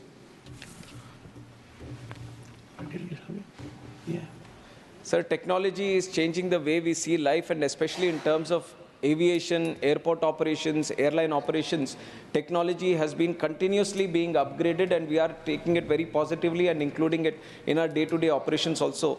And what the Honorable Member has mentioned here about predictive analysis using AI to improve our operations and mitigating risks and challenges that might come up ahead, we have already started some of these centers, and especially in Hyderabad also we have launched the Epoch Center with respect to the airline operator there, and it has been very, very useful in understanding the passenger patterns.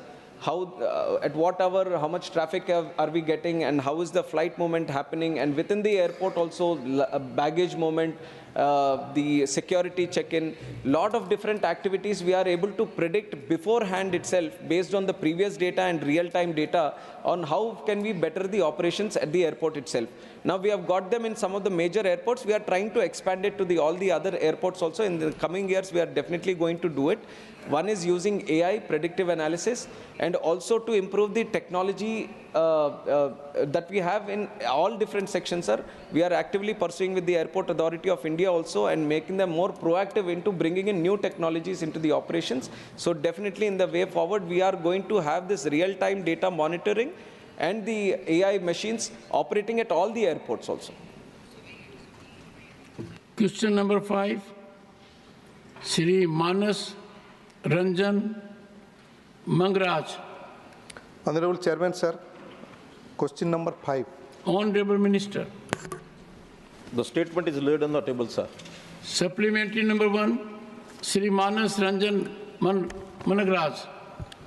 Honorable Chairman, sir, my first question is to Honorable Minister. Please state the details of financial and policy support provided by the government to boost domestic manufacturing of solar panels, wind turbines, and other renewable energy equipment.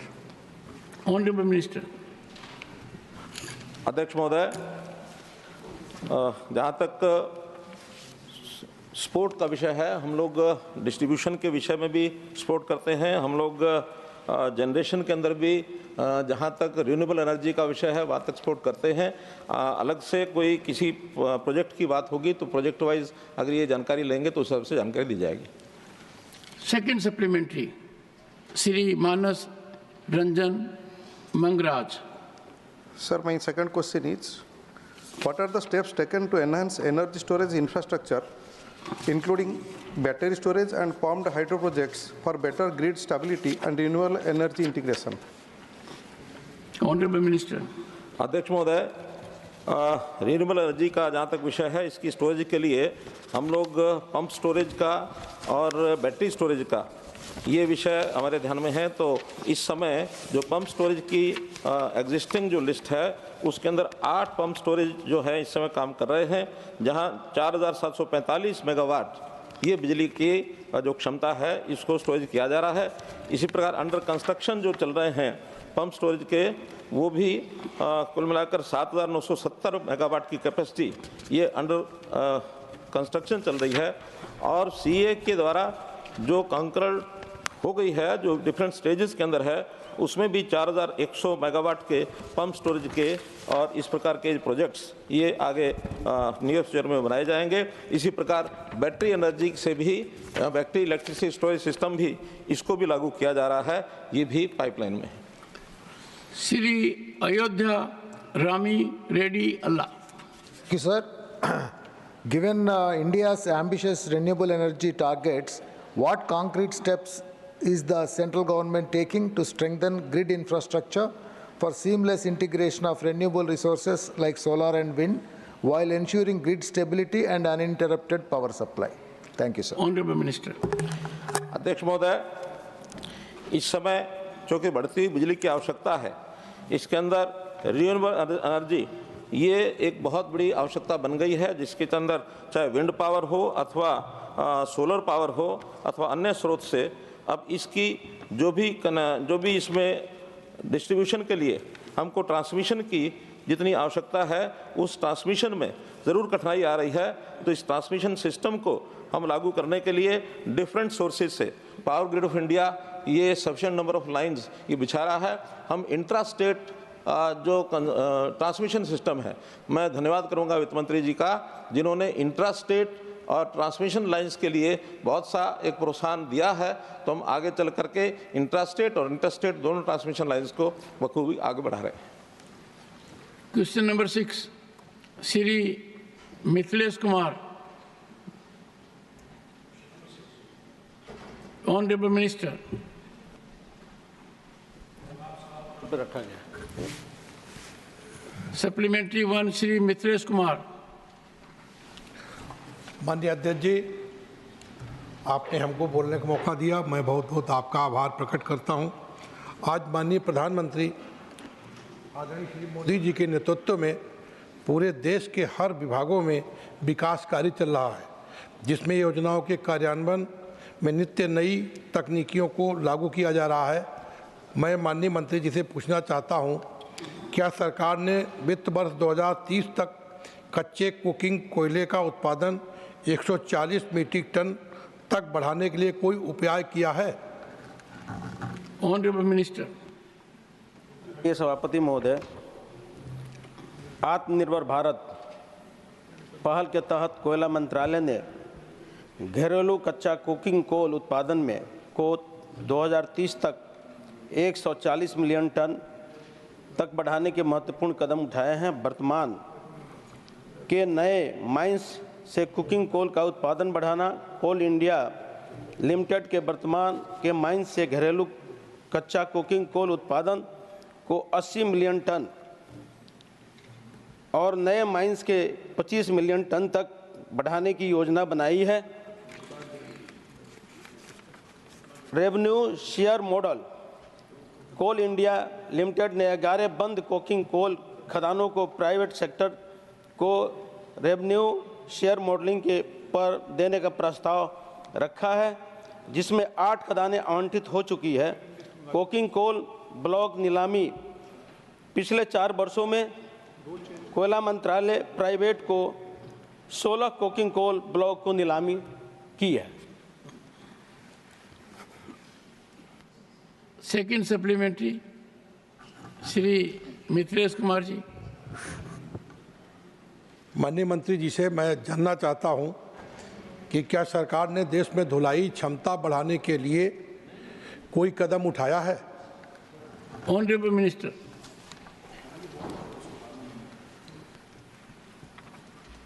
कोयला मंत्रालय ने देश में कोयला धोने की क्षमता बढ़ाने और इस्पात क्षेत्र को धोया हुआ कोकिंग कोल कोयला देने के लिए कदम उठाया है।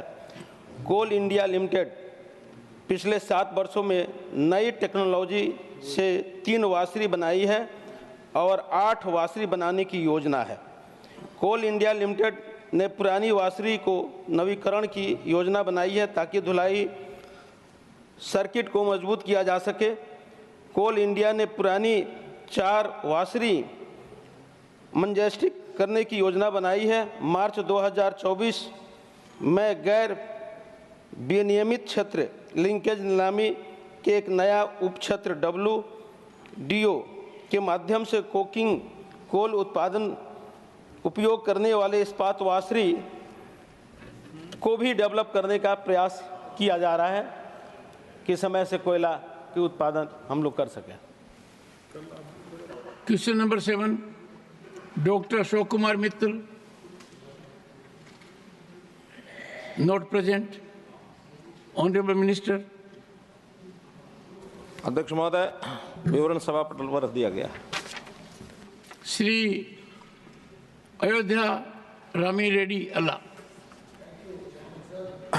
Could the minister provide the latest data on the number of houses allotted to migrant workers under the affordable rental housing complexes across India and also in Andhra Pradesh? How does this figure compare to the centers and states' targets, and what challenges have been encountered in meeting these targets? Honorable Minister. अध्यक्ष महोदय, अभी तक migrant workers के लिए 83,534 मकान इनको चिन्हित किया गया है, जिसमें से 2 मॉडल इसके बनाए गए हैं।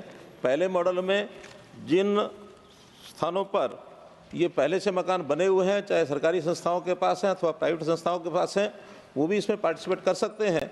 और दूसरे जो योजना है उसके अंदर नए मकान बना करके भी वो इस योजना में आ सकते हैं।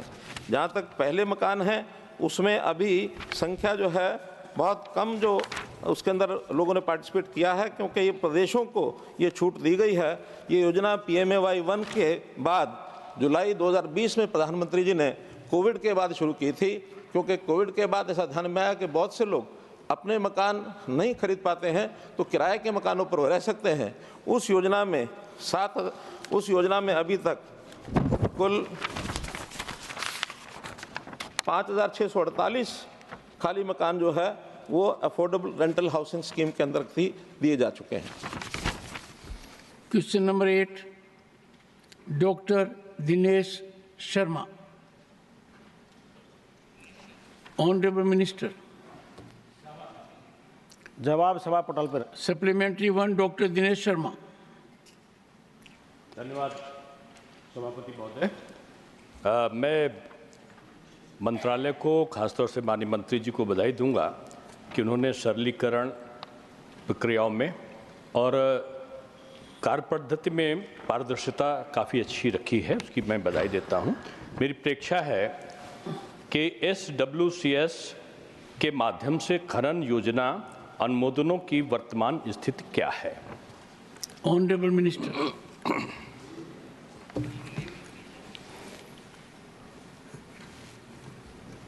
जो इसका उद्देश्य है, सिंगल विडो क्लियरेंस सिस्टम का उद्देश्य होता है कि एक समय ही उस पोर्टल पे अप्लाई कर देना, तरह तरह की जो उसमें क्लियरेंस होता है, समय समय से उसको क्लियरेंस कम समय में मिल सके, इसका प्रयास किया जा रहा है। बहुत से इसमें स्टेट गवर्नमेंट से भी लेना पड़ता है, बहुत सा विभिन्न मंत्रालय से भी लेना पड़ता है। तो एक बार जो अप्लाई कर दी जाती है तो समय समय से मिलता है और समय समय से आगे प्रक्रियाएं बढ़ते रहती हैं।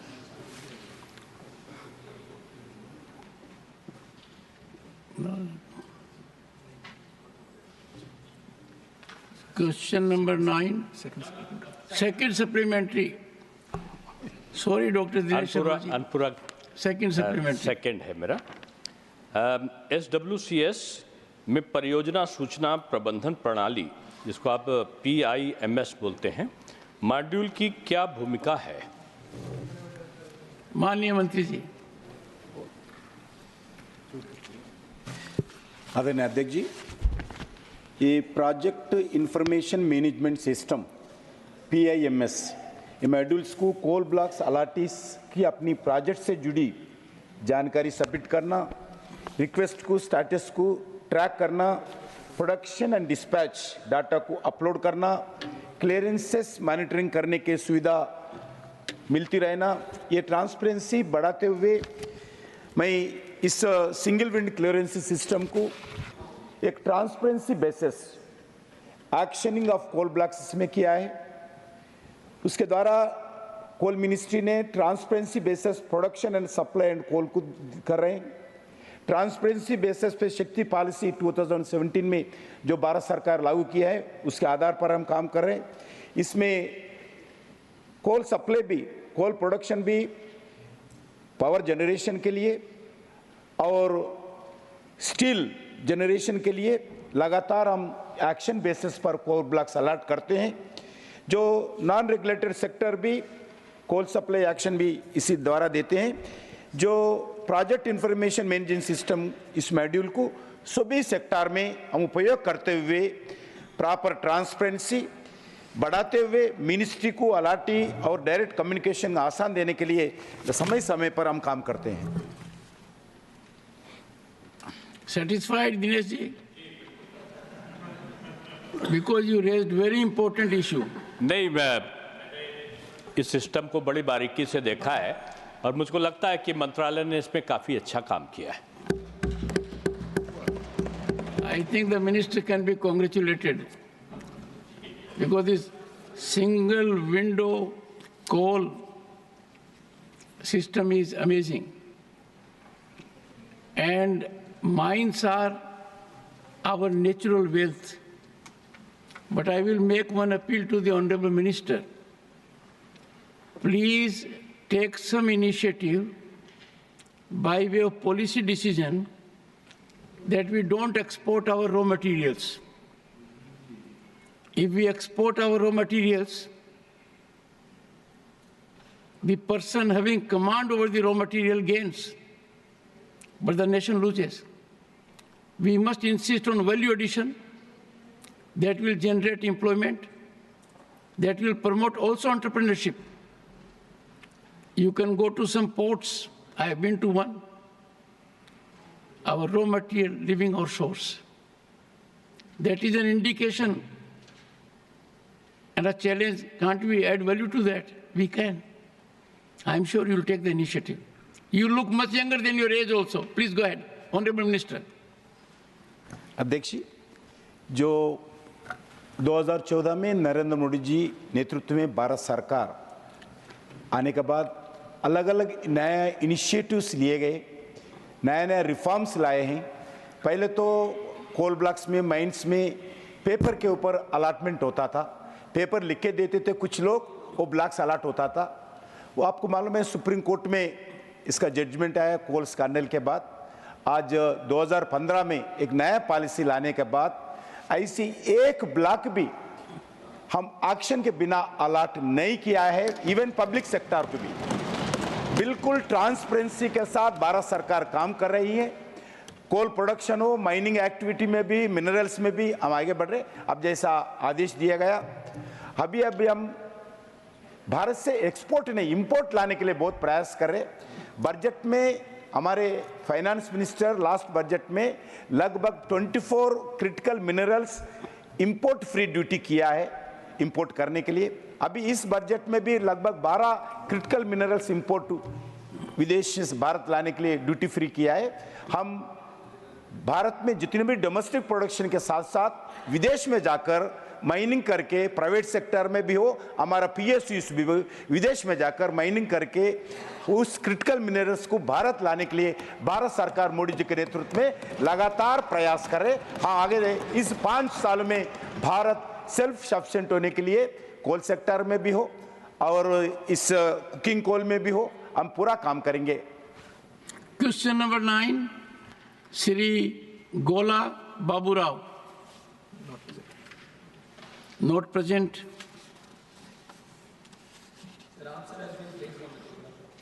Srimati Sudha and Murthy. Giving an opportunity to talk. Vijaypur or Bijapur is a very famous tourist place in northern Karnataka, and they get only 4 seasons. 4 months in a year, that's a winter season, otherwise it's extremely hot place. Many people are dependent on tourism. Airport is ready. I talk to state government, they say central should give permission. Central government says state government should give permission. Sir, I want in writing, when do we get flights? And every time I ask this question, he said, oh, we'll let you know. This time I want to know when will you give us flights so that we can fly. Second thing, small thing I want to ask. You said there are 54 civil aviation colleges. 1.4 billion or 140 crore people, that is very small. Honourable Minister. And partly, there are no government aviation schools in lot more area. Please enhance that than giving private or going abroad, which is not possible for common person. Honourable Minister. Thank you very much, sir. And I'm sure you are not going to say as soon as possible. No, definitely not. One thing is, this question was related to Tirupati, but Madam has asked for Vijaypura, and we have been closely following up on the completion of Vijaypura. We are in the fag end of the completion, and all the licensing is also ready. As soon as we can do the commencement, most probably we'll get it done this year. And I'll give you in writing also when we can exactly do it. And definitely we will be, even if it is the state government, even if it is with us, we will all combinedly follow up so that we can get the operation started at Vijaypura Airport as immediately as possible. And I'll definitely give it in writing also, and when we can do it. And for this second part of the question, where Madam has asked about the civil aviation, in fact, the flight training organizations where the pilots and maintenance engineers get trained. In fact, we also feel that there is a lot more requirement. Now we have 54, 3 more are also under commencement, and 9 more are under permission. They have applied for permission to start. And right now, the capacity with which we are generating around 1,500, 1,600 pilots every year. We feel there is a lot more need, not only domestically, but at global scale. We want our Indian pilots who are getting trained here to operate globally also. So we see there is a demand which we can take right now and increase the number of FTOs in the country. We are actively putting the word forward that anyone who wants to start flight training organizations, please come forward. We are giving our airports, because we have a lot more airports. You have talked about parking space also, which is why in the next 5 years we are planning 50 airports. Next 10 years we are planning 100 airports. In the next 20 years we are planning 200 more airports. Because we see as the demand increases, first thing as the planes also come in, we need some space to park the planes also. So in that context, definitely we are going to increase the infrastructure in the coming days. This is one thought process that we already have, that the space is required, the more infrastructure is required, and uske saath hi ye flight training organizations are also required. We are increasing the number at the moment, and we want more people to come into the space, and we are actively pursuing in that region. I want to help the honourable member. You have not indicated in how much time you will reply to her. Clear timeline. Thank you. And we'll have one meeting also with the Honourable Ma'am and the respected stakeholders, so that you get full clarity on when we are going to start it, and you might not need to ask the question any other time in the Parliament. Thank you. Krishnaya Raiga. Mr. Chairman, Tirupati is a holy place internationally. Every day, more than 1 lakh to 2 lakhs pilgrims or devotees are coming to Tirupati across the country, at the same time internationally. I ask the Honourable Minister, is there any proposal to increase the flight facilities, flight strength? At the same time, we request the Minister to develop the standard of international hub as a Tirupati airport. In the second point is, in the training institutes, is there any proposal to increase the SC, ST, OBC candidates? This is my... Honourable Minister. Sir, regarding Tirupati is a international destination for Hindu pilgrims. and it is one of the biggest pilgrimage sites in the whole world. And definitely there is a lot of demand for more connectivity. And recently, after I took charge as the minister also, we put special focus on Tirupati airport, and first time we have started direct connectivity from Delhi also after a long time.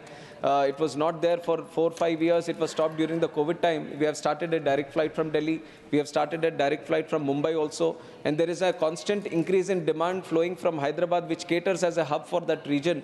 And we have increased the number of flights, and honorable member would be happy to know that there are 13 direct flights every day from Hyderabad to Tirupati, and the number is continuously increasing. And the airlines also, wherever there is a demand, they definitely follow the demand, and they kind of cater for the demand which is there. So in the time forward, we are going to see more number of flights operating to Tirupati. And in terms of the terminal capacity that we have, it is pretty much adequate for the passenger movement that is happening today. And in forward also, we have expansion plans. Whenever it gets to the saturation mode, we have sufficient land so that we can expand it. General aviation terminal also we are trying to build there, because there is a lot of charter movement happening in Tirupati, so we are trying to build it there. And around the airport also, we are trying to create more facilities for the passengers in terms of hotel and other services, which will create more of a hub kind of atmosphere there. And it is also an international airport, so international connectivity also we are speaking with the airlines so that we can see any international connection if we can give to Tirupati, that will be more beneficial for the people there, not just for the pilgrims, but there is a lot of migrant community which works abroad from that region, so that will definitely facilitate for that. So special focus is being put on Tirupati to increase the connectivity. We have already done that in the last 7 months. If you see the increase in passenger capacity which has been traveling from that airport, it gives us an indication that it has steadily increased, and it will increase in the future also, sir. And in terms of the reservation which has been talked about, we have one academy under the government, which is the Rajiv Gandhi National Aviation University, and also the Udan Academy, which is there at Fursadganj.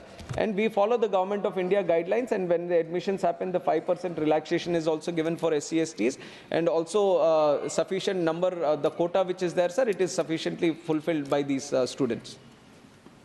Shri Ayodhya Rami Reddy Allah. Thank you, sir. Considering the Aviation Ministry policy goal of developing India as a global MRO and earlier inspections by Canadian aviation representatives to establish a MRO center at Tirupati Airport, could the Minister provide details on the progress of the same? Honorable Minister. Sir, regarding MROs also, there has been a lot of interest for many foreign players and Indian players also to set up their activity in India. And some of the numbers, sir, we have $2 billion industry for MROs today in the country. And in the next 6 years, we want it to double itself and become a $4 billion industry, where India has the potential to reach it also. And India's MRO market is growing 3 times at what the world's MRO market is growing. And this is all because of the guidance and the vision of our Honorable Prime Minister Narendra Modi ji, who has put special efforts in increasing the MRO network in the country, and which is why all airports are getting demands of setting up small MRO facilities. Likewise, Tirupati also, you have mentioned about one specific player, but there are multiple players who want to set up MRO facilities there. And because the airport is with the Airport Authority of India, we are trying to facilitate as much as possible. But due guidelines and procedures have to be followed before we give the expression of interest for a specific person. So that is in the progress, and we are actively, proactively pursuing so that we can set it up as soon as possible. And it is in the process right now. Question number 10, Srimati Phulo Devi Netam. Not present. Honorable Minister. अध्यक्ष महोदय, smart city mission ये 100 शहरों का देश भर में चयन किया गया था। पहले चरण में राज्य और संघ राज्य सरकारों ने राज्य के अंदर संबंधित स्मार्ट सिटीज़ को सूचीबद्ध किया। राज्य संघ राज्य क्षेत्रों के पहले चरण में सफल होने वाले शहरों को राष्ट्रीय प्रतियोगिता के माध्यम से और उनका चयन किया गया। एससीएम के तहत छत्तीसगढ़ राज्य के 3 शहर अर्थात अटल नगर, बिलासपुर, रायपुर, इनका चयन किया गया है। रायपुर का चयन फास्ट ट्रैक शहरों में किया गया था, जबकि बिलासपुर और अटल नगर का चयन प्रक्रिया के राउंड 3 में किया गया था। छत्तीसगढ़ राज्य सहित चयनित शहरों का राज्यवार विवरण ये इस प्रकार से दिया गया है कि उसमें बेघर परिवारों की संख्या 412 और 632 है। इसके अलावा बिलासपुर और रायपुर, अटल नगर सहित झुग्गी झोपड़ियों के रहने वाली संख्या ये 26,552 और 86,003 है। Sri Ayodhya Rami Reddy Allah. Sir, you must have asked today maximum number of supplementaries. Sir, in the last 5 years, While this is the first time I got some opportunity to ask this sort of questions. Thank you for that. But let me tell you, for me it's great pain, because question hour is an occasion, particularly for the opposition, to enforce accountability of the government by incisively asking certain questions. Their absence is very painful. Very right, sir. Because this is the first day when we march into the last quarter of the century of adoption of our Constitution. When I have made an appeal by way of observations that we should optimally contribute for development of the nation, rising above partisan interests, but in a sense, you are beneficiary. Please go ahead. Sir, thank you. In light of the increasing frequency of extreme weather events and the need for climate resilient urban development, how is the Smart Cities mission integrating advanced climate modeling and risk assessment tools into its housing design and urban planning processes happening? Thank you, sir. Honorable Minister. जहाँ तक smart city के mission के अंतर्गत slum और झुग्गी झोपड़ी के मकानों की प्रावधान जो किया गया था उसके अंदर ये विषय किया गया है, लेकिन जो सदस्य महोदय का प्रश्न है वो पीएम आवास योजना के अंतर्गत है। नई टेक्नोलॉजी के अंतर्गत ये सारे मकानों का जो एक प्राथमिकता दी गई है, इस बार भी उसके अंदर बजट का प्रावधान किया गया है कि नई टेक्नोलॉजी के माध्यम से ताकि वो मौसम के अनुकूल हों और वहाँ की भौगोलिक परिस्थिति के हिसाब से उन मकानों को किसी प्रकार का नुकसान न हो, इसके सारे प्रावधान इस बार इस बजट में किए गए हैं। Question number 11, Shri Dhananjay Bhimrao Mahadik. Sir, question number 11।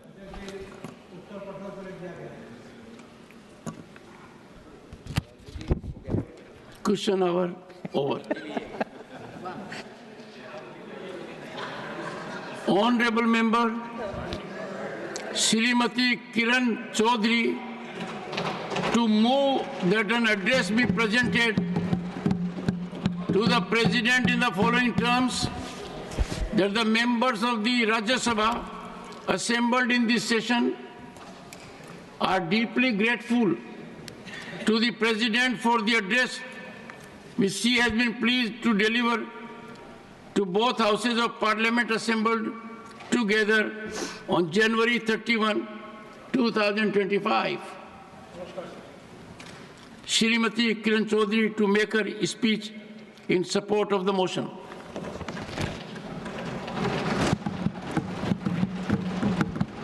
With your kind permission, sir, I rise to move that an address be presented to the President in the following terms: that the members of the Rajya Sabha assembled in this session are deeply grateful to the President for the address which he has been pleased to deliver to both houses of Parliament assembled together on January 31st, 2025.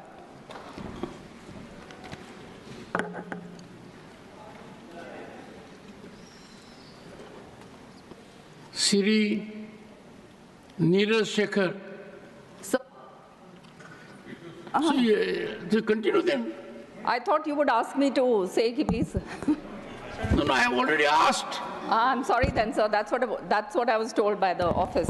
Well, let me tell you, Shrimati Kiran Chaudhary to make her speech in support of the motion. Mr. Chairman, sir. And it is an honor. It's an honor. That you have been bestowed by your party. Absolutely, sir. So There's no doubt ahead. about it. There's no doubt about that. I would first like to take this opportunity to thank the chair and my leadership for giving me this opportunity of speaking on the presidential address, sir. Sir, the President's address was an outline of our great nation's path, leading towards the fulfillment of the dream of our Honorable Prime Minister of Viksit Bharat. Her address encapsulated the vision for an India where youth, women, farmers, common man, and all the citizens of this country have the best opportunity to flourish. Mr. Chairman, sir, Viksit Bharat is not just about economic development. It is about breaking the chains of dependence, achieving modernization, and ensuring that our political, economic, and social progress go hand in hand. And this is the dream of every citizen in India today. For me, Chairman, sir, Viksit Bharat is a profound reflection of the dreams of the sages and visionaries such as Swami Vivekananda. Swami Vivekananda ji envisioned India as a Vishwaguru, a global power, an India that would not only achieve material success, but also become a spiritual guide to the world. A nation that was dedicating itself to eradicating poverty, brutality, conflict, and creating a sustainable and harmonious global society. And when we speak of Viksit Bharat, we speak of the aspirations of every farmer, of every youth, of every entrepreneur, of all the common men, of every woman who is fighting for her space in society. And we honor the collective efforts of those billion Indians working tirelessly to transform this vision of Prime Minister Modi ji into a reality.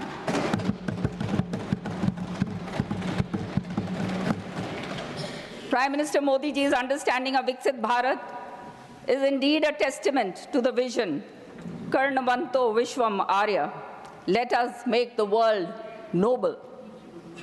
Let me quote Mahatma Gandhi ji, who said that the future depends on what we do in the present. The continuous strenuous effort made by the NDA government under the visionary leadership of the Honorable Prime Minister has addressed all the important issues, sir, which had been lying dormant for such a long time because of policy paralysis and the indifferent attitude of the erstwhile Congress government. And it is heartening to know that Modi ji has put Bharat on the center stage of the world community. Through his relentless and untiring efforts, he has ensured that the African Union's accession to the coveted grouping of G20, and this actually exemplifies his strategic, inclusive, and multipolar approach to foreign policy. It is also an exposition for our global leadership capabilities and our intent to shape global norms and rules in a way that is inclusive and equitable, projecting India as a responsible and global leader. Initiatives like the National Hydrogen Mission, International Solar Alliance demonstrate our leadership in the global green energy revolution. And these efforts of our Prime Minister not only have ensured a sustainable future for India, but also have positioned us as a leader in environmental stewardship. Mr. Speaker, sir, according to the Economic Survey 2024-25, Indian economy now records a steady credit growth, banks post higher profitability and lower NPAs. And by 2047, sir, we envision India as a 30 trillion economy, the third largest in the world. And this is not just about GDP. It's about creating a society that values equity, sustainability, and innovation. While Shri Narendra Modi ji-led government has taken transformative steps to find holistic solutions to address this malaise, which was pertaining to various issues, the opposition parties who are bereft of all agenda are trying to paint this government as anti-farmer, patriarchal, misogynist, majoritarian, and despotic. This false propaganda is born out of their desperation for their plummeting political fortunes. And this false narrative has been rejected by the people, which we can clearly see that last year that the opposition got a resounding, that the BJP government got a resounding victory in the polls, both in Haryana and in Maharashtra. This brings to my mind the following Urdu couplet by the famous Urdu poet, Shri Krishna Bihari Noor. अपने दिल की किसी हसरत का पता देते हैं, मेरे बारे में जो अफवाह उड़ा देते हैं. Sir, our andatas, the farmers, have always been the backbone of our nation. And our government has taken monumental steps to double their incomes and to improve their lifestyles. Viksit Bharat, sir, also envisions a world where Indian products grace every dining table across the globe. Brand India is no longer just a dream, just a vision, it is a reality in the making. Whether it is textiles, spices, or technology, India is emerging as a global powerhouse of quality and innovation. So, let us not forget that the agrarian distress, which we inherited, is a legacy of the Congress government during or from the era of UPA 1 and UPA 2. The principal opposition party spends every ounce of its energy painting the Honorable Prime Minister and his government as anti-farmer. But the truth is that the ugly manifestations of agrarian distress, like farmer suicide, had forced the UPA 1 government to constitute the National Commission on Farmers headed by Dr. M.S. Swaminathan. Swaminathan Committee submitted a report to the government during the period 2004-2006. The then UPA 2 government, instead of implementing the recommendations given by the Swaminathan Committee, in letter and spirit, put the report in a cold storage, sir, and adopted a contrarian stance on the recommendations given by the committee, and especially on the issue of MSP. In support of the submission, sir, I would like to quote from the reply in a response to a Rajya Sabha question submitted to this very August House in the year 2010 by Shri K.V. Thomas, the then MOS of Agriculture and UPA 2 government. I quote, hence prescribing an increase of 50% on cost may distort the market. A mechanical linkage between the MSP and cost of production may be counterproductive in some cases. So this is the truth about the opposition, who only pay lip service towards farmers' issues and towards taking the farmers to a better position. So, on the other hand, our present BJP government has taken the historic decision of declaring MSP for all the Rabi, Kharif crops and commercial crops which are mandated by the Commission of Agricultural Costs and Prices at the rates 50% over and above the weighted national average cost of production. Not only this, sir, in order to make agriculture viable and sustainable in the long run, our government has taken a multi-pronged strategy and not just done merely quick fix solutions like the erstwhile Congress government always did. As on 1st January 25, as the new year, during the new year, special package for farmers, the government has increased the allocation under the Prime Minister Pradhan Mantri Fasal Bima Yojana. This brought a lot of cheer on a desolate winter morning to the faces of the farmers, sir. The restructured weather-based crop insurance scheme to rupees 69,515 crore for the period 21-22 to 25-26 has also been done. Besides setting up a corpus of rupees 824.77 crore under FIAT, the Fund for Innovation and Technology, the claims of farmers for crop insurance has been worth has been given now, almost to the tune of 2.25 crores has been settled, which is itself a very unprecedented thing.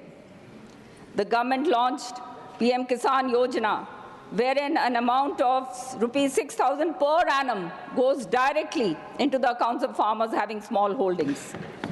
And here I would like to say, sir, that just the other day when I was touring my constituency, I came across some farmers sitting on the roadside, and I stopped my car to have a chat with them. And I asked them, I said, "Bhai ke haal?" Now I will speak in the colloquial language. I said, "Bhai ke haal se? Ke chal raha se?" So they replied, one of the farmers, the old man replied, "Bhai ji, sab theek chal raha se. Ping aa gaya hamare mobile pe aur Modi ne pisa ghal diya." So this is what is happening at the grassroots. The people are happy. The farmers are getting money into their accounts directly, and there are no intermediaries. So this is a very big thing that our government has done, sir. And this through one of the biggest DBT schemes in the world, launched in 2019, an amount of 3.46 lakh crore has been disbursed directly to the accounts of 11 crore farmers. So we can understand, sir, what all is being done for the farmers. And, sir, there has been an exponential increase of 349% in short-term and long-term loans. And I would also like to inform the House, sir, that the allocation of funds for schemes and programs related to farmers' welfare and agriculture in the budget for the previous year 2025